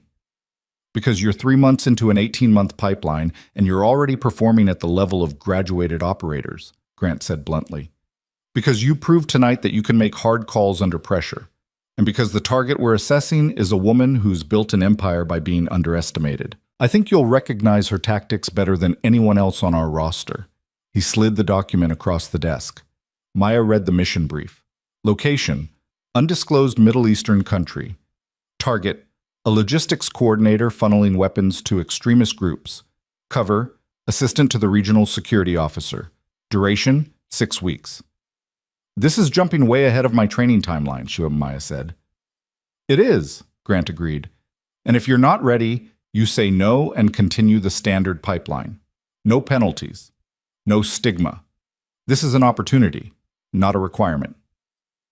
Maya looked at the mission parameters again. 6 weeks embedded in hostile territory, pretending to be someone she wasn't, evaluating a target who'd built her power by being invisible to the men around her. It was exactly the kind of operation she'd been training for, except she'd only been training for 3 months. How long do I have to decide? Maya asked. Wheels up in 72 hours, Grant said. If you're going, you need to decide by tomorrow morning so we can brief you on cover identity and operational parameters.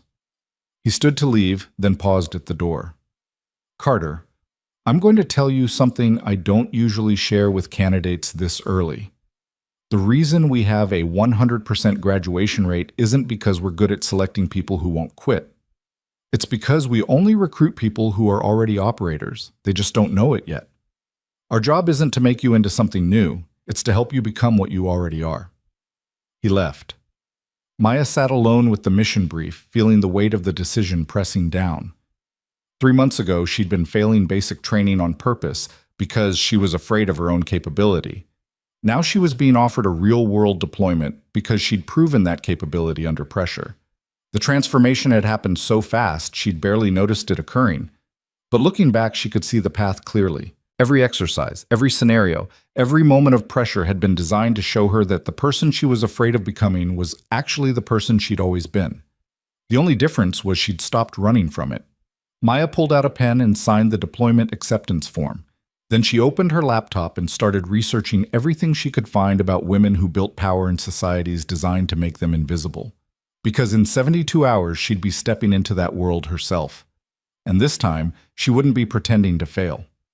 This time, she'd be using her capability exactly as it was meant to be used, to protect people who'd never know they needed protecting, to prevent conflicts before they started, to operate in the shadows where the difference between peace and war was measured in whispered conversations and split-second decisions. The fear was still there. It probably always would be. But now she understood that the fear wasn't warning her away from danger. It was keeping her honest. And in a world where she'd soon be operating with no oversight, no backup, and no one to verify her decisions except her own conscience, that honesty was the most important weapon she possessed. Maya closed the laptop and finally let herself sleep.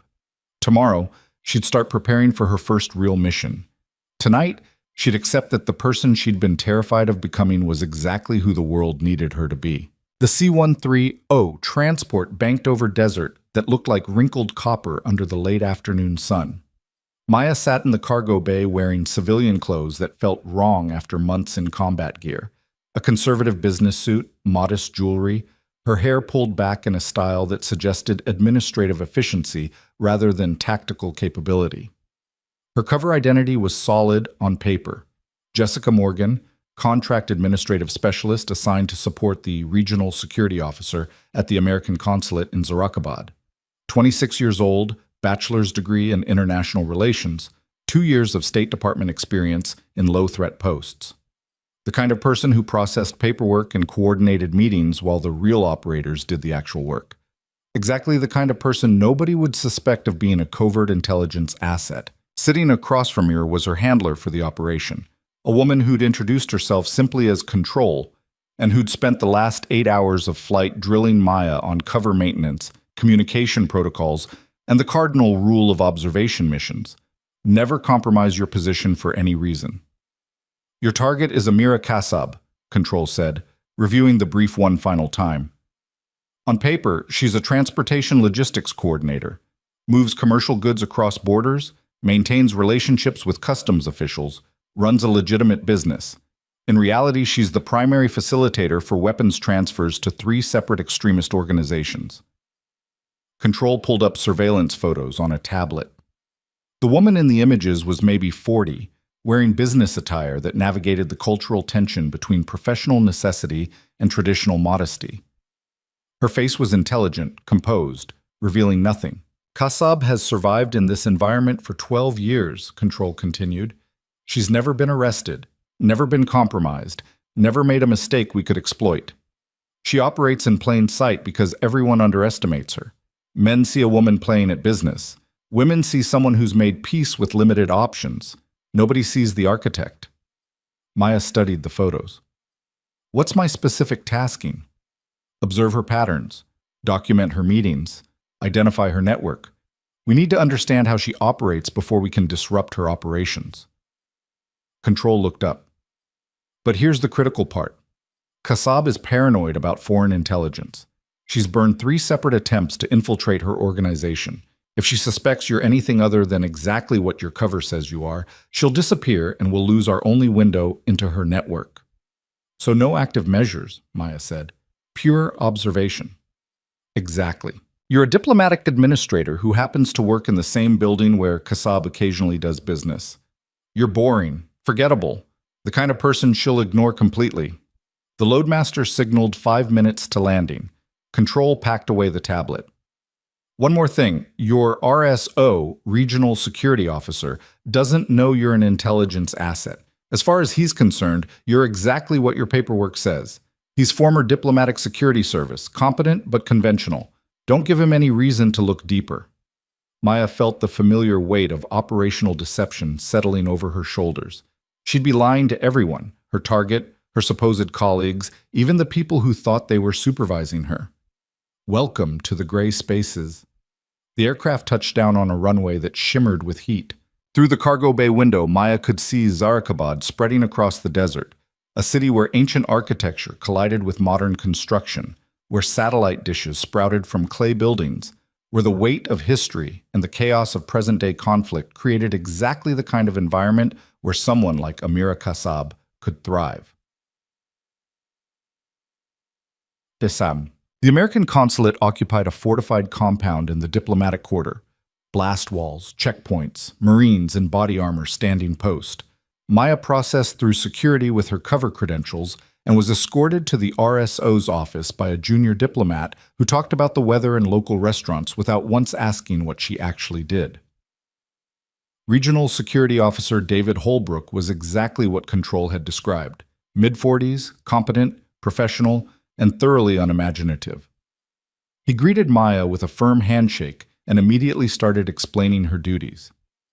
You'll be coordinating security briefings for visiting delegations, maintaining our liaison database, and processing visa security clearances, Holbrook said, gesturing to a desk piled with folders.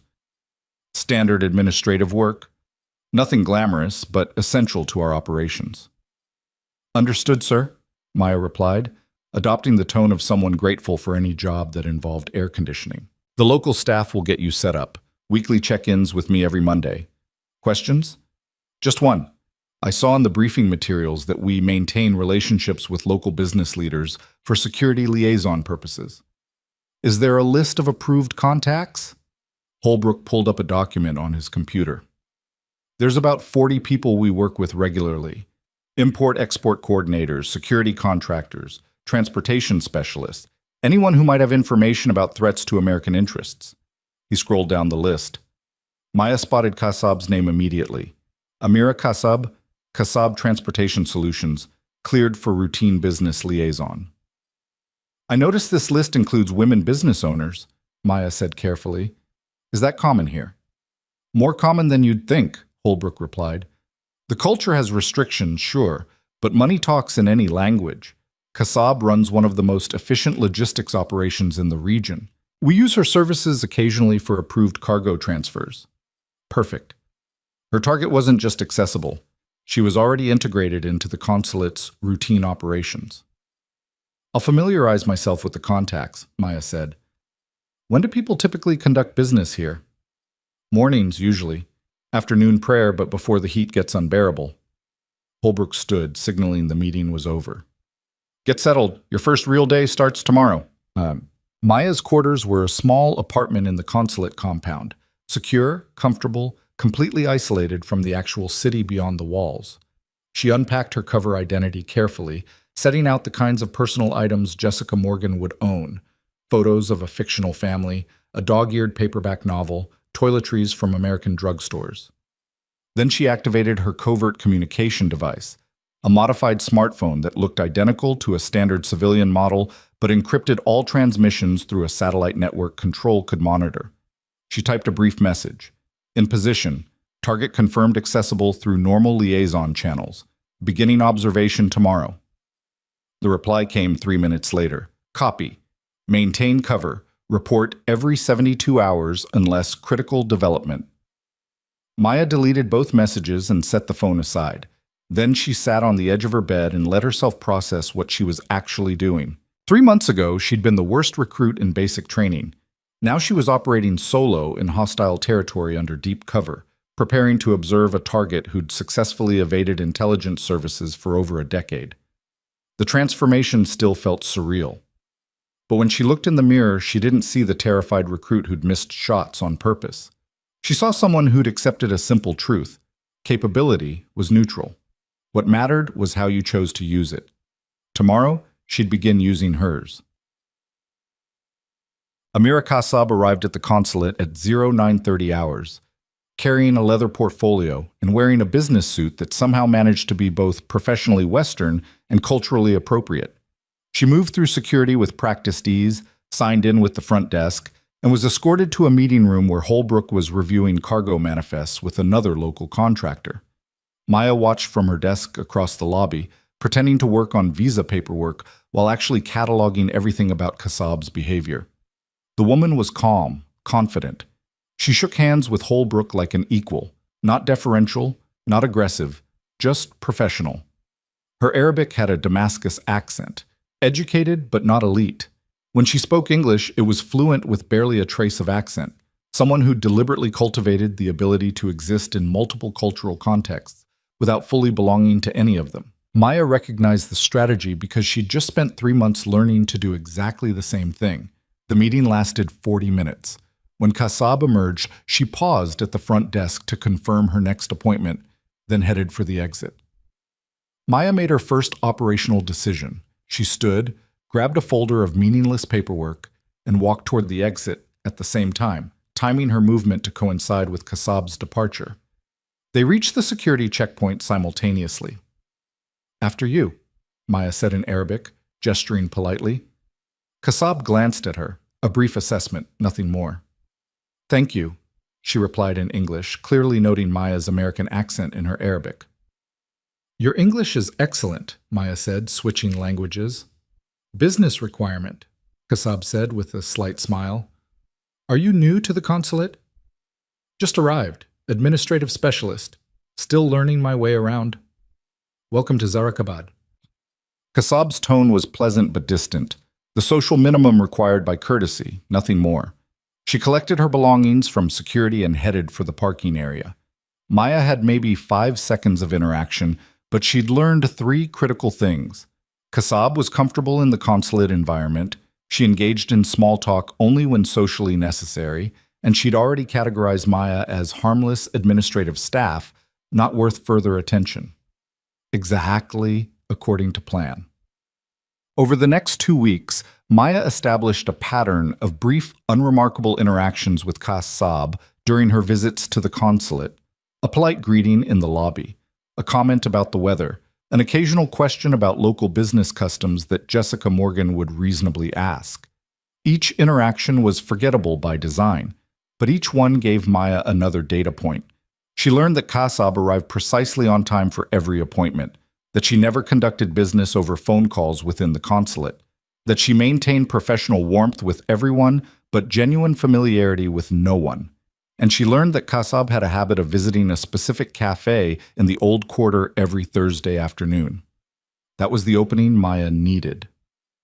On the 3rd Thursday, Maya positioned herself at the same cafe, not at Kasab's table, but at a separate table across the courtyard, reading a book and drinking tea like any off-duty American trying to experience local culture.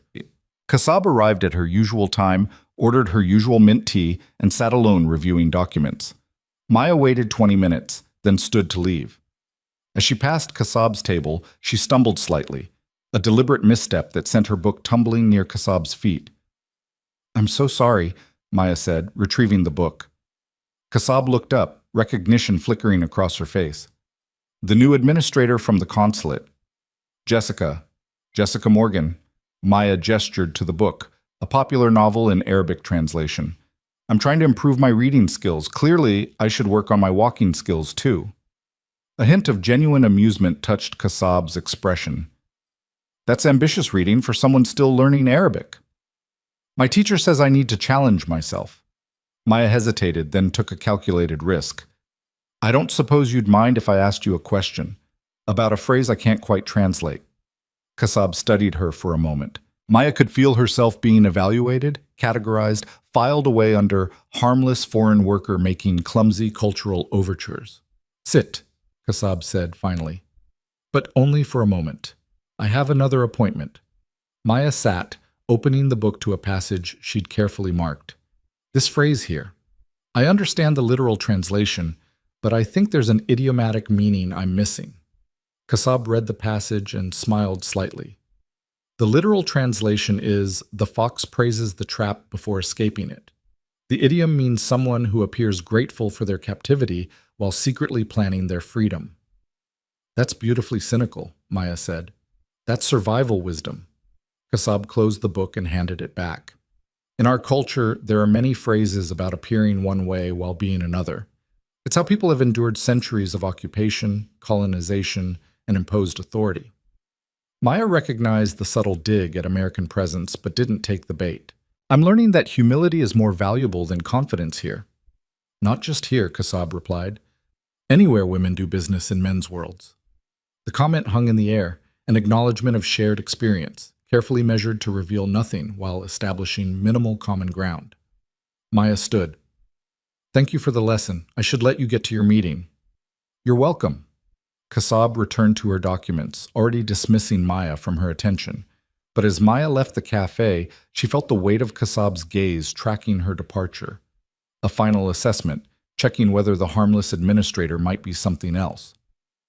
Maya walked with the slightly uncertain gait of someone still uncomfortable in foreign terrain, maintaining her cover all the way back to the compound. That night, she reported the interaction to Control. Established initial contact with Target, cover holding. Target exhibits expected operational security awareness, but appears to accept cover identity. The reply was immediate. "Good work. Continue gradual cultivation. Do not accelerate contact frequency." But the operation accelerated anyway, and not because of anything Maya did. 4 days after the cafe meeting, An explosion ripped through a police checkpoint 3 blocks from the consulate. 5 dead, 12 wounded. The attack bore the hallmarks of one of the extremist groups Kassab was suspected of supplying. Holbrook locked down the consulate and implemented emergency security protocols. Non-essential staff were confined to quarters. All local liaison contacts were suspended pending security review, which meant Maya lost access to the one asset she'd spent 2 weeks cultivating. She was sitting in her apartment reviewing her observation notes when her covert phone vibrated with an incoming message. Situation change, target accelerated operations timeline following attack. Surveillance indicates major meeting scheduled 72 hours from now. Location, TBD. Maya stared at the message, her operational instincts immediately recognizing the problem. If Kassab was meeting with high-value contacts in response to the attack, it meant she was coordinating something significant.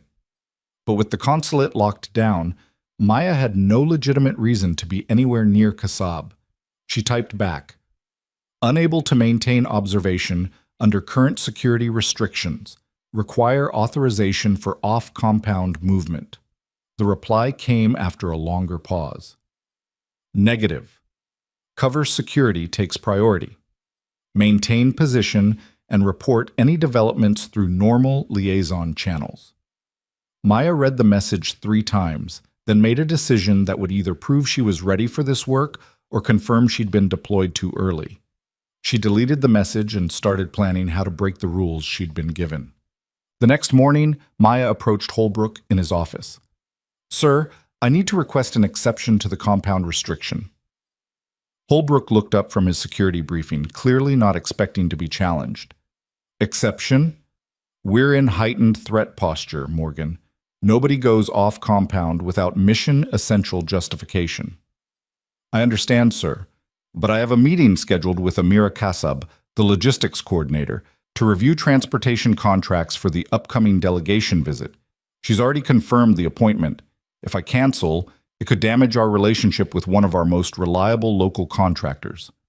It was a complete lie. There was no scheduled meeting, no delegation visit requiring transportation contracts.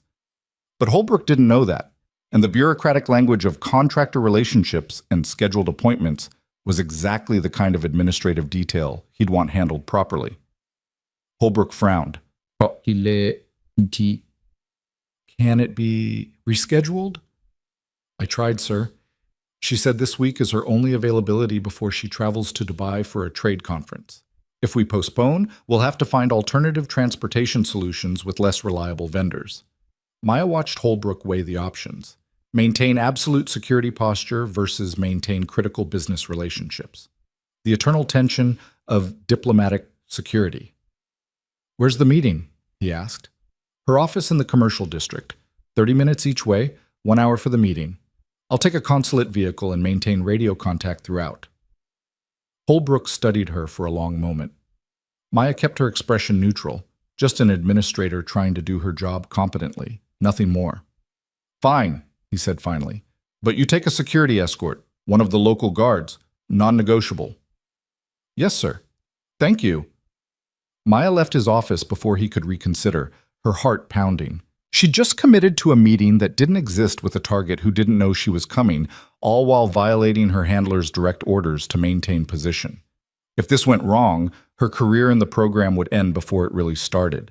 If it went right, she might actually accomplish what she'd been sent here to do. Tian. Kassab's office was in a 4-story building that housed a dozen other small businesses. Import-export companies, freight forwarders, customs brokers. The kind of place where money moved across borders in forms that were technically legal but morally ambiguous. Maya arrived with her security escort, a local guard named Rashid, who spoke minimal English and seemed primarily interested in his phone, and took the stairs to the 3rd floor.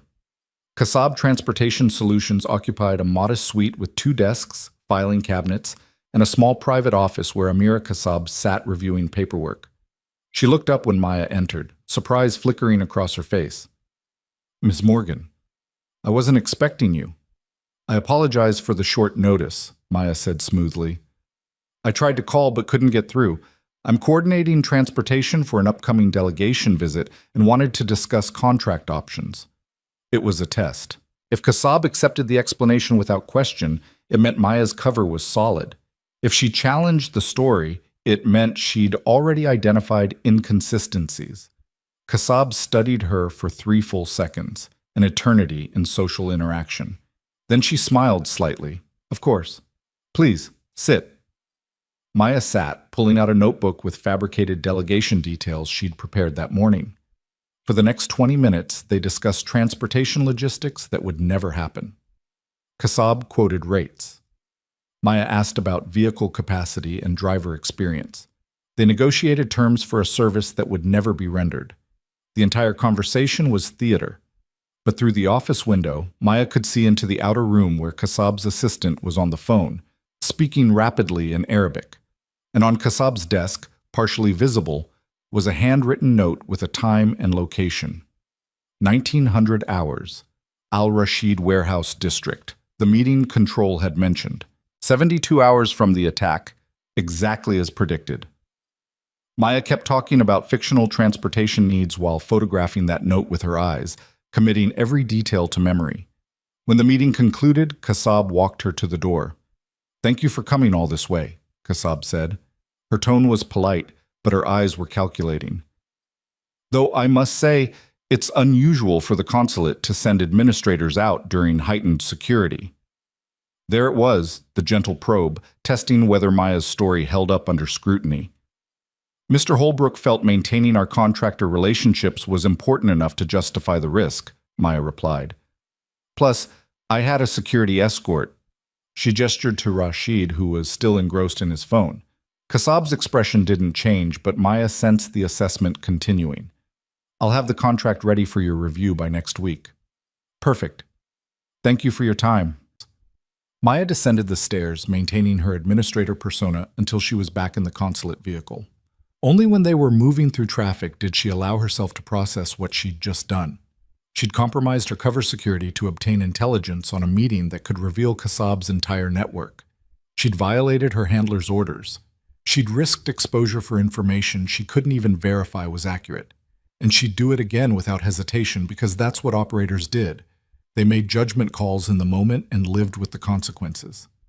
Back at the compound, she sent an encrypted message to Control, obtained intelligence on target meeting.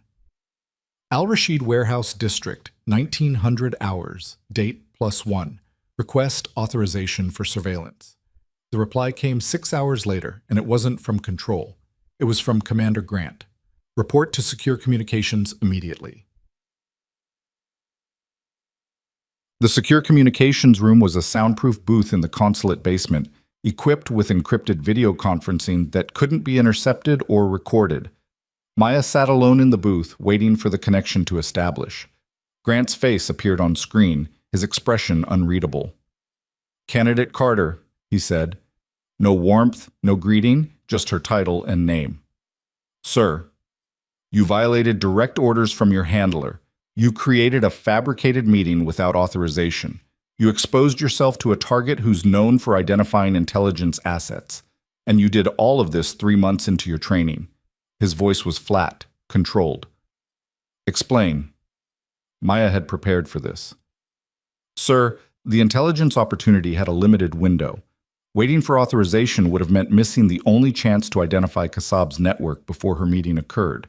I assessed that the risk to cover was acceptable given the potential intelligence value." "You assessed," Grant repeated.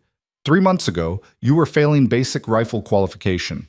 Now you're making solo operational decisions in denied territory." "Yes, sir." "And what if Kassab identified you as an intelligence asset? What if your fabricated meeting aroused enough suspicion that she changed her plans? What if your security escort reported unusual behavior to his local contacts?" Maya met his eyes through the screen. "Then I would have failed the mission and accepted the consequences. But I made the call that gave us the highest probability of mission success, just like you trained me to do." Grant was silent for a long moment. "What did you observe during the meeting?" he asked finally. Maya recited every detail, the note on the desk, the assistant's phone call, the way Kassab had probed her cover story. She described Kassab's body language, her micro-expressions, the calculated pauses that suggested ongoing assessment. When she finished, Grant leaned back in his chair. That intelligence checks against signals intercepts we received 4 hours ago, he said. Kassab is meeting with representatives from two separate extremist organizations to coordinate a larger operation. Your observation confirms the location and timeline. He paused. Which means your unauthorized action just gave us the exact intelligence we needed to potentially prevent a major attack. Maya felt her chest tighten. Sir, Don't apologize, Grant interrupted. Apologizing for making a good call is what administrators do. Operators own their decisions. His expression softened slightly. But here's what you need to understand, Carter. You were right this time. The intelligence was valuable, your cover held, and you made a judgment call that worked. But the reason we have protocols is because most judgment calls in the field don't work. Most unauthorized actions compromise operations. Most candidates who do what you just did end up burned, captured, or dead. I understand, sir. Do you? Grant leaned forward. Because what I'm seeing is someone who's exceptionally talented and dangerously inexperienced. You have the skills of a 5-year operator packed into 3 months of training. That makes you effective. But it also makes you reckless, because you haven't failed enough times to understand the cost of failure. The words landed hard. Maya had been so focused on proving her capability that she hadn't considered what would happen when that capability wasn't enough. Here's what happens next, Grant said. We're pulling you out of Zarakabad. Your cover is still intact, but we're not risking it further. You'll return to Black Ridge, complete your training pipeline on schedule, and learn all the lessons about operational discipline that you're currently skipping over because you think being good at the work is the same as being ready for the work. Maya's stomach sank. Sir, the intelligence I gathered will be actioned by graduated operators who've been doing this for years, Grant said firmly. You did your job. You got us what we needed. But you're not ready to see this through to the end, no matter how talented you are. He pulled up a document on his screen. This is your training evaluation, he said. Technical proficiency, exceptional. Tactical judgment, above standard. Operational discipline, needs significant improvement. You're being pulled from field deployment and returned to classroom instruction in intelligence craft, operational planning, and decision-making frameworks. Maya felt the weight of disappointment crushing down. She'd taken a risk, it had paid off, and now she was being punished for success. Permission to speak freely, sir? Granted. This feels like I'm being penalized for making the right call. Grant's expression hardened. You're being protected from yourself. Because the next time you make an unauthorized call, you might not be right. And in this work, being wrong once can get a lot of people killed. He paused. You have extraordinary capability, Carter, but capability without discipline is just a bomb waiting to go off. We need to make sure you understand when to use that capability and when to hold it in reserve. The screen flickered as the connection began to degrade. Your extraction is scheduled for 0600 tomorrow, Grant said. Pack your cover identity, sanitize your quarters, and prepare for debrief upon arrival at Black Ridge. Is that clear? Yes, sir. Good. And Carter? Sir? You did well. Better than we expected for a first deployment. But better than expected doesn't mean ready for solo operations. Learn from this. Grow from it. And when you deploy again, and you will deploy again, you'll do so with the experience to know the difference between a good risk and a reckless one. The connection terminated. Maya sat alone in the secure communications booth, processing everything that had just happened. She'd succeeded at her mission. She'd gathered critical intelligence. She'd maintained her cover under pressure, and she was being pulled out anyway. The rational part of her brain understood Grant's reasoning. She was 3 months into an 18-month program. She'd violated protocols. She'd taken risks that could have compromised everything. But the part of her that had spent 3 months proving she was more capable than anyone expected, that part felt like she was being punished for being exactly what they'd trained her to become. She stood and left the communications room, heading back to her quarters to begin packing. Rashid, her security escort, was waiting in the hallway. "Miss Morgan," he said in halting English, "I must speak with you." Maya's operational instincts fired immediately. "What is it?" Rashid glanced around nervously, then handed her a folded piece of paper. "A woman asked me to give you this. She said you would understand." Maya unfolded the note. It was written in English, in handwriting she recognized from the documents she'd seen. On Kassab's desk, "You are not what you pretend to be. Neither am I. If you want to understand why, come to the cafe Thursday afternoon. Alone. Maya's blood ran cold. Kassab knew. The carefully constructed cover, the months of training, the operational security protocols, all of it had been penetrated by a target who'd survived 12 years in this environment by being better at deception than the people hunting her. And now she was reaching out. Maya looked at Rashid. When did she give you this? 2 hours ago, after you left her office. Which meant Kassab had identified Maya as an intelligence asset during their meeting, processed the implications, and decided to make contact rather than disappear. The question was why. Maya had 12 hours before her extraction, 12 hours to decide whether to ignore the message and return to Blackridge, or take one more unauthorized risk to find out what Amira Kassab actually wanted. She thought about Grant's warning, about operational discipline, about the difference between good risks and reckless ones. Then she thought about the note she'd seen on Kassab's desk, about the meeting that could prevent an attack, about the people who would die if that intelligence wasn't acted upon quickly enough. And she made a decision that would either prove she understood this work or confirm she had no business doing it. She looked at Rashid. Tell her I'll be there. The cafe was nearly empty when Maya arrived Thursday afternoon. Kassab sat at the same table as before, 2 cups of mint tea already waiting. Maya approached carefully, scanning for threats, assessing exit routes, calculating the 100 ways this could be a trap. She sat down. You came, Kassab said quietly. That was either very brave or very foolish. Probably both, Maya replied. Kassab smiled slightly. I knew what you were the moment you stumbled near my table. No one reads Arabic literature that poorly while also understanding idiomatic phrases perfectly. You were testing me, seeing if I would help a struggling foreigner or dismiss you as insignificant. Maya said nothing. And then you appeared at my office with a fictional meeting about a delegation that doesn't exist, Kassab continued. That was when I knew for certain the Americans had sent someone to watch me. Well, if you knew I was intelligence, why didn't you disappear? Because I wanted to see what kind of person they would send. Kassab sipped her tea. Most American intelligence officers are arrogant. They believe their training makes them superior to local operators. They make mistakes. They leave patterns. They think they're invisible when they're actually quite obvious. But I wasn't obvious. You were different, Kassab said. You understood something most of your colleagues miss, that the most effective deception is making people ignore you entirely. You didn't try to be clever. You tried to be boring.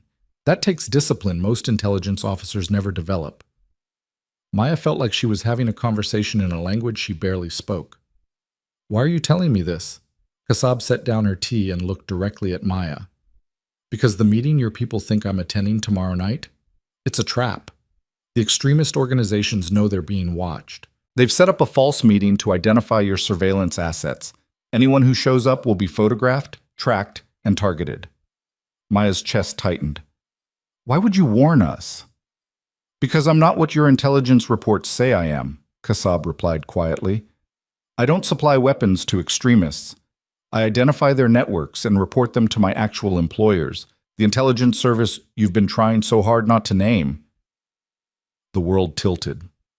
Maya stared at the woman across from her, her operational understanding completely inverted.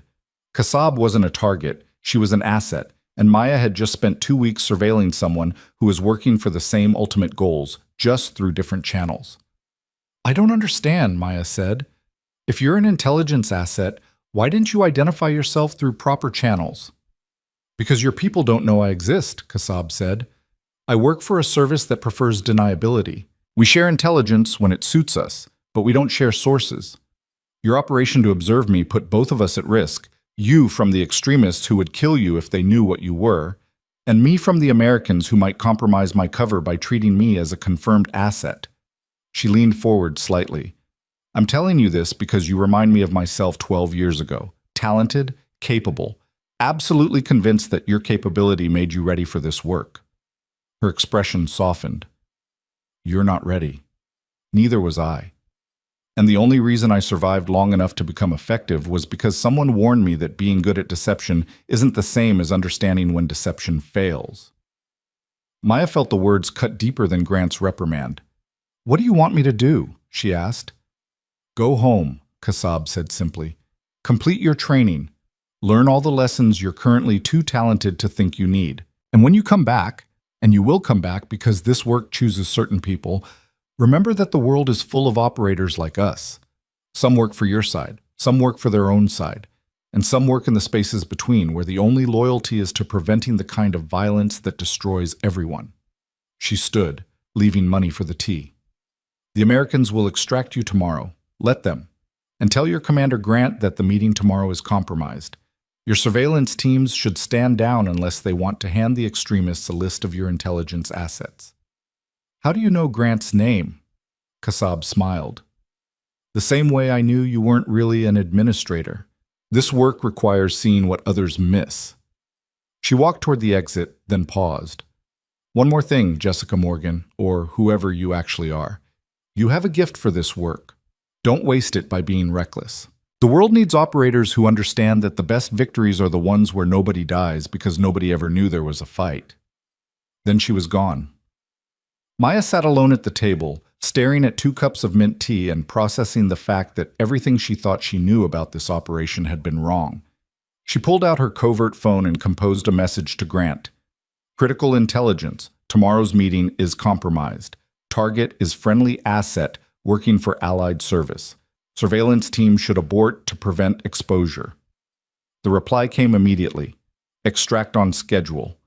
Full debrief in person." Maya deleted the messages and left the cafe.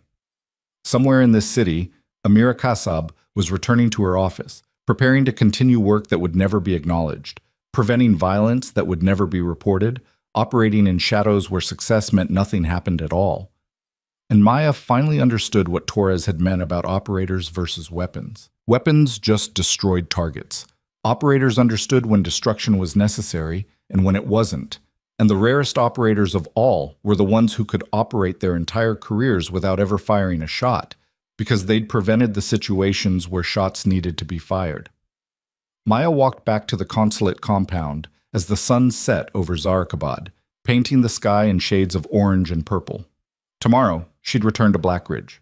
She'd complete her training. She'd learn operational discipline and decision-making frameworks and all the lessons she'd been too capable to think she needed. And eventually, she'd deploy again. But next time she'd do so understanding that being good at violence was only valuable if you were better at preventing it. Because the people who looked weakest, the administrators, the logistics coordinators, the forgettable functionaries everyone ignored, were sometimes the ones strong enough to question their own strength. And the quietest victories really were the ones where nothing happened at all. The extraction flight left Zarkabad at 0612 hours, climbing through dawn light that turned the desert gold. Maya sat in the cargo bay of the C-130, still wearing Jessica Morgan's civilian clothes, still carrying a cover identity that no longer mattered. Across from her sat Control, reviewing mission reports on a tablet. She hadn't spoken since they'd boarded. Finally, as the aircraft leveled off at cruising altitude, Control looked up. "Commander Grant briefed me on your unauthorized contact with the target," she said. Her tone was carefully neutral. "And on the intelligence she provided about the compromised meeting." Maya waited.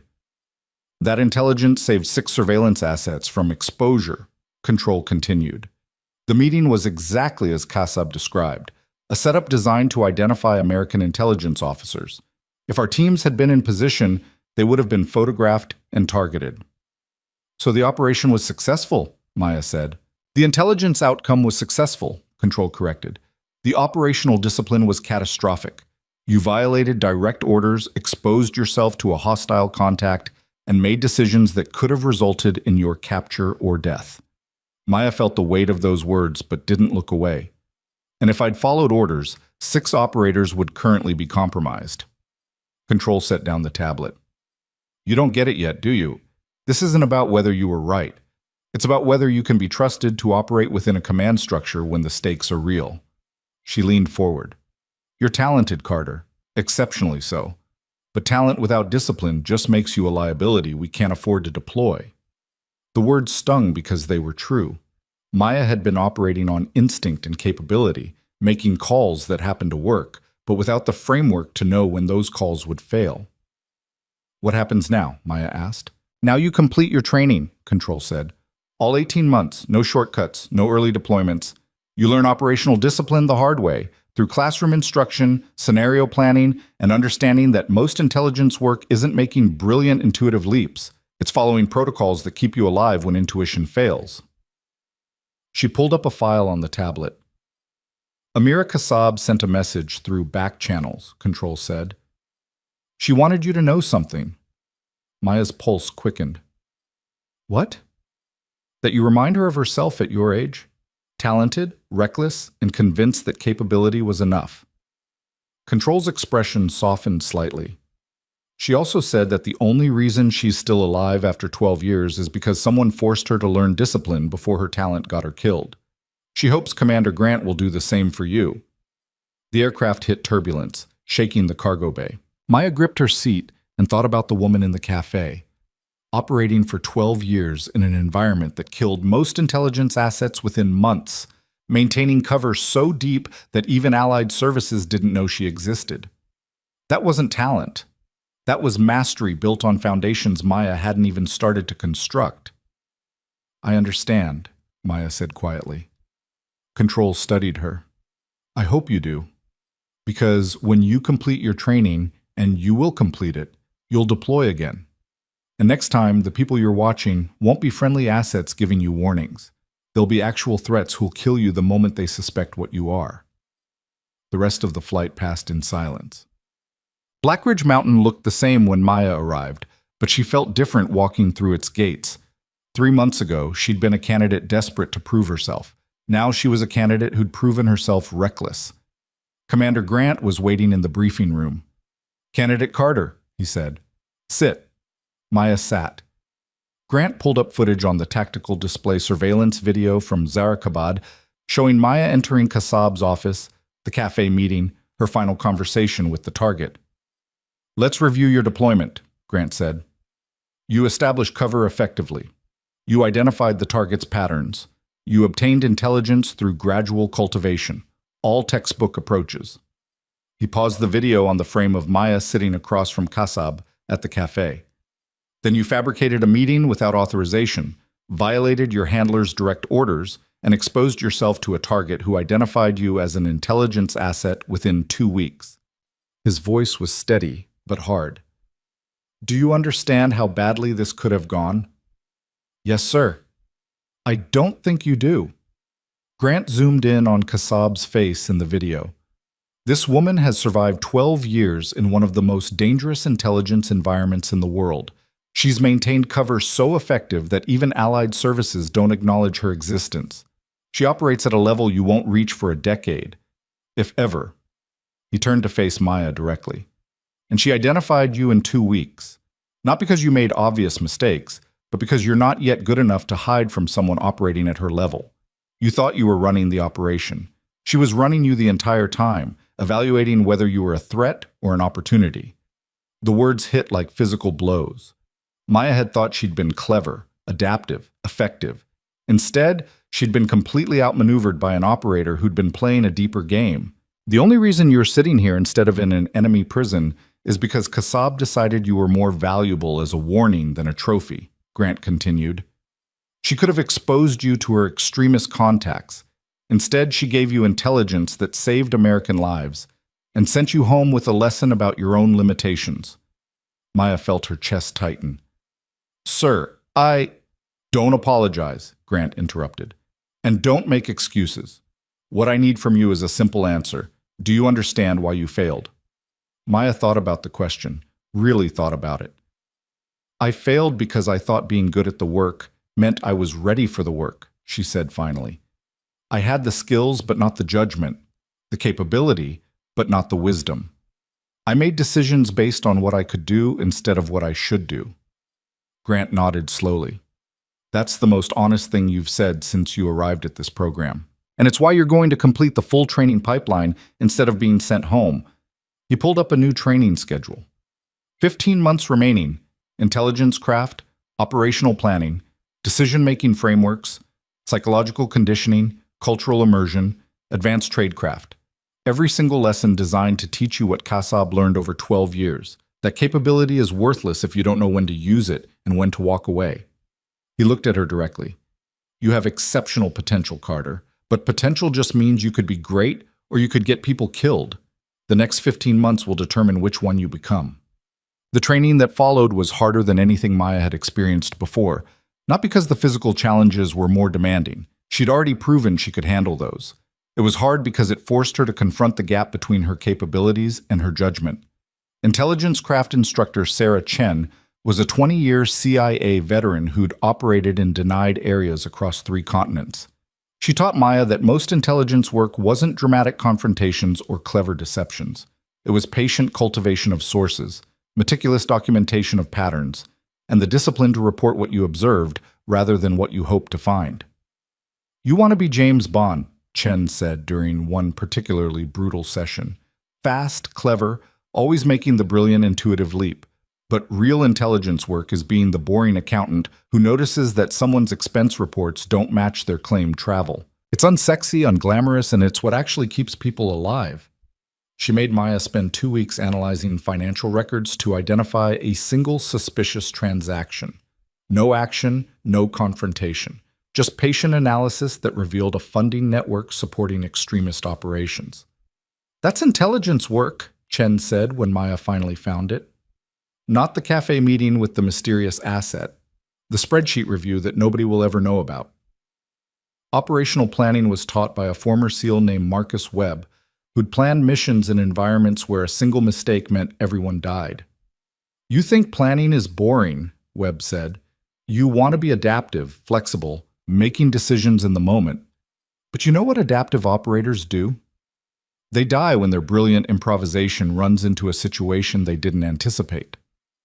He made Maya plan the same operation 50 different ways, accounting for every possible contingency. Weather changes, equipment failures, compromised sources, enemy adaptations. Each iteration revealed new vulnerabilities she hadn't considered. This is how you build judgment, Webb explained, by planning so thoroughly that when you have to improvise, you're working from a foundation of understanding instead of just guessing and hoping you're right. But the hardest training came from Torres, who returned to teach advanced decision-making frameworks. You're going to face situations where every choice is wrong, Torres said, where taking action gets people killed and doing nothing gets different people killed, where you have to choose between compromising your mission and compromising your principles. She put Maya through scenario after scenario designed to have no good answers. Hostage situations where saving one person meant dooming others. Intelligence opportunities that required abandoning assets. Mission objectives that conflicted with moral imperatives. And every time Maya made a choice, Torres forced her to articulate why. Not just what she decided, but the framework she used to reach that decision. Instinct isn't enough, Torres said. You need a decision-making structure that works even when you're exhausted, scared, and running out of time, because that's when you'll be making the choices that define who you actually are. 9 months into her resume training, Maya was running an urban surveillance exercise when everything she'd learned came together. The scenario was simple. Track a target through a major city, identify their contacts, and report their activities without being detected. Standard surveillance work. Maya's target was an instructor playing the role of an arms dealer. She'd been tracking him for 6 hours through crowded streets, maintaining proper distance, rotating positions, documenting his movements. Then the target did something unexpected. He entered a cafe, sat down with a woman Maya didn't recognize, and after 5 minutes of conversation, handed her a package. The package wasn't in the scenario briefing. The woman wasn't a known contact, and Maya had a choice: maintain pure surveillance as instructed or investigate the unexpected development. 3 months ago, she would have followed her instincts and investigated. Now she maintained surveillance, documented the exchange, and reported it through proper channels. When the exercise ended, Torres pulled her aside. The package was a test, Torres said. We wanted to see if you'd break surveillance protocol to chase something that looked important. You didn't. You followed the mission parameters and reported what you observed. It felt wrong, Maya admitted, like I was missing something critical. That's the discipline talking, Torres replied. The part of your brain that knows most critical developments are either distractions or traps. The old you would have chased that package. The new you understood that sticking to your mission was more important than satisfying your curiosity. She pulled up Maya's surveillance report. This is the difference between talented and ready, Torres said. Talented means you can do impressive things. Ready means you know when not to do them. 15 months after returning from Zarakabad, Maya stood in formation for her graduation from the training pipeline. 4 candidates had completed the full program alongside her: Song, Martinez, Briggs, and 2 others who'd joined in later phases. They wore dress uniforms for the ceremony, standing in the same briefing room where they'd received their first mission briefing 18 months earlier. Commander Grant addressed them with the same measured intensity he'd shown on day 1. "You are now operators in the Special Activities Development Research Program," he said. "You have completed training that most candidates never attempt. You've proven yourselves capable of operating in denied areas, maintaining cover under pressure, and making decisions when there are no good options." He paused, looking at each of them. "But completion of training doesn't mean you're finished learning. Every operation will teach you something new. Every mistake will cost you something valuable. And every success will be measured not by what you accomplished, but by what you prevented." He pulled up a tactical display showing deployments across the globe. "You'll be assigned to teams operating in gray spaces where traditional military force is too blunt and diplomatic solutions are too slow. You'll build relationships, gather intelligence, and occasionally take direct action.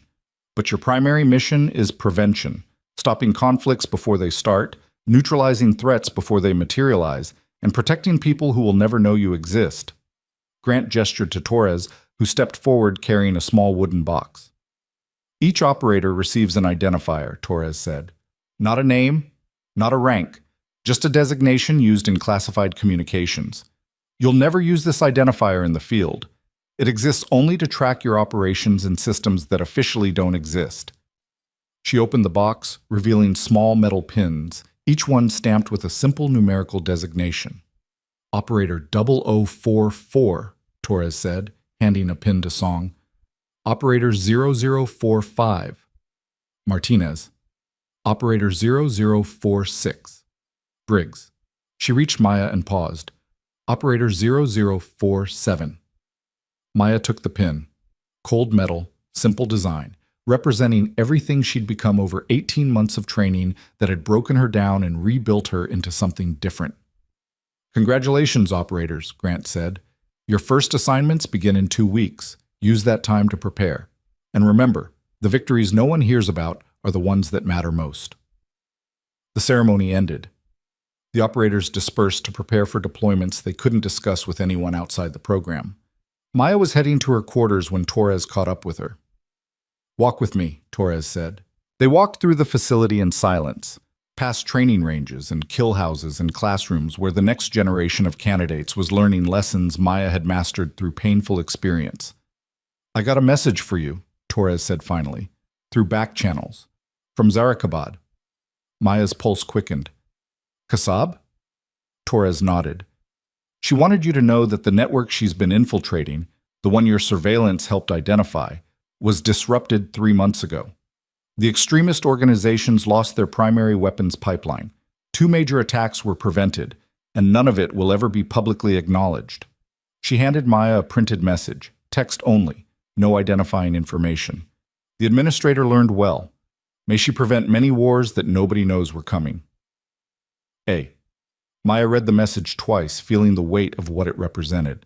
Somewhere in Zarakabad, Amira Kasab was still operating in shadows, still preventing violence, still being underestimated by everyone who saw only a woman in a business suit instead of an operator who'd mastered the art of invisible warfare.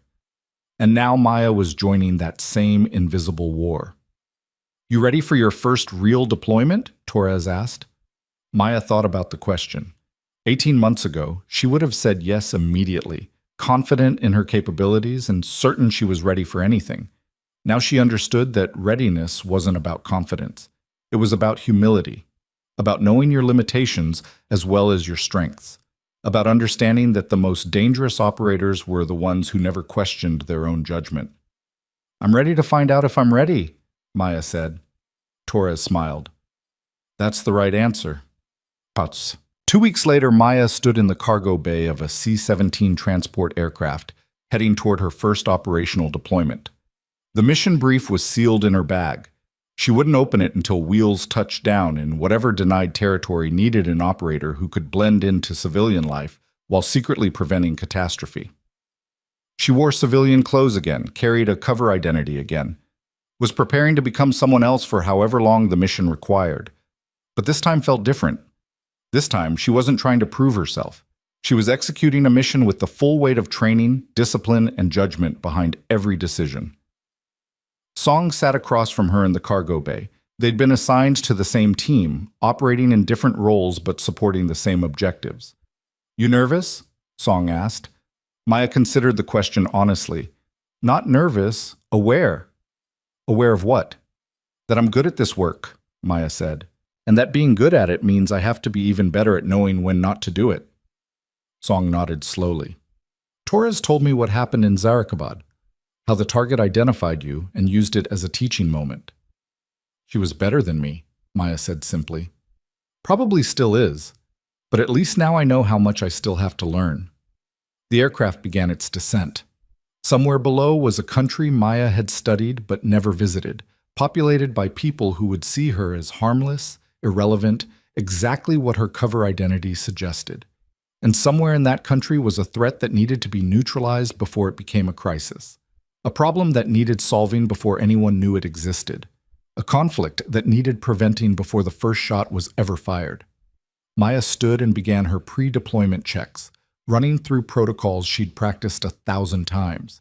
Equipment, cover documentation, communication devices, backup plans layered on backup plans. The loadmaster gave the 5-minute warning. Song stood beside her. "What do you think success looks like on this deployment?" Maya thought about Amira Kassab, operating for 12 years in an environment that killed most operators within months. About the attacks that never happened because intelligence assets reported threats before they materialized. About the wars prevented because someone had the judgment to de-escalate instead of engage. "Success looks like nothing happening," Maya said. "Like we complete this mission and nobody ever knows we were there. Like we go home and the world is slightly safer because of work that will never be acknowledged." The aircraft touched down. The cargo ramp began lowering, revealing a landscape Maya would operate in for the next 6 months or 6 days, however long it took to accomplish a mission that officially didn't exist. As she walked down the ramp into sunlight and unknown territory, Maya thought about the journey that had brought her here.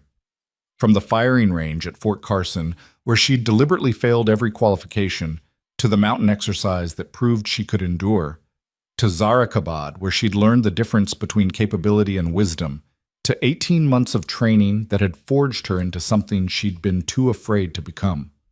She'd started this journey terrified of her own ability to kill. She was ending it as an operator whose primary mission was preventing killing from being necessary at all. The transformation had cost her certainty, pride, and the comfortable belief that talent was enough. But it had given her something more valuable, the understanding that true strength wasn't about what you could do. It was about knowing when you shouldn't. Maya stepped onto foreign soil, activated her cover identity, and disappeared into the crowd of people who would never know an American intelligence operator was moving among them. Behind her, the aircraft powered up for departure, erasing all evidence that anyone had ever arrived. Ahead of her was a mission that would never appear in official records, generate no headlines, and receive no recognition. But somewhere in the future, people would live through days that would have been their last if someone hadn't operated in shadows to prevent the violence that never came. And that was enough. Because the people who looked weakest, the administrative assistants, the logistics coordinators, the forgettable functionaries everyone underestimated, were sometimes the ones strong enough to question their own strength. And the quietest victories really were the ones where nothing happened at all. The ones where a war was prevented before the first shot was fired. The ones where an operator completed their mission so perfectly that the world never knew there had been a mission at all. Maya Carter had spent her entire life afraid of who she might become if she stopped holding back.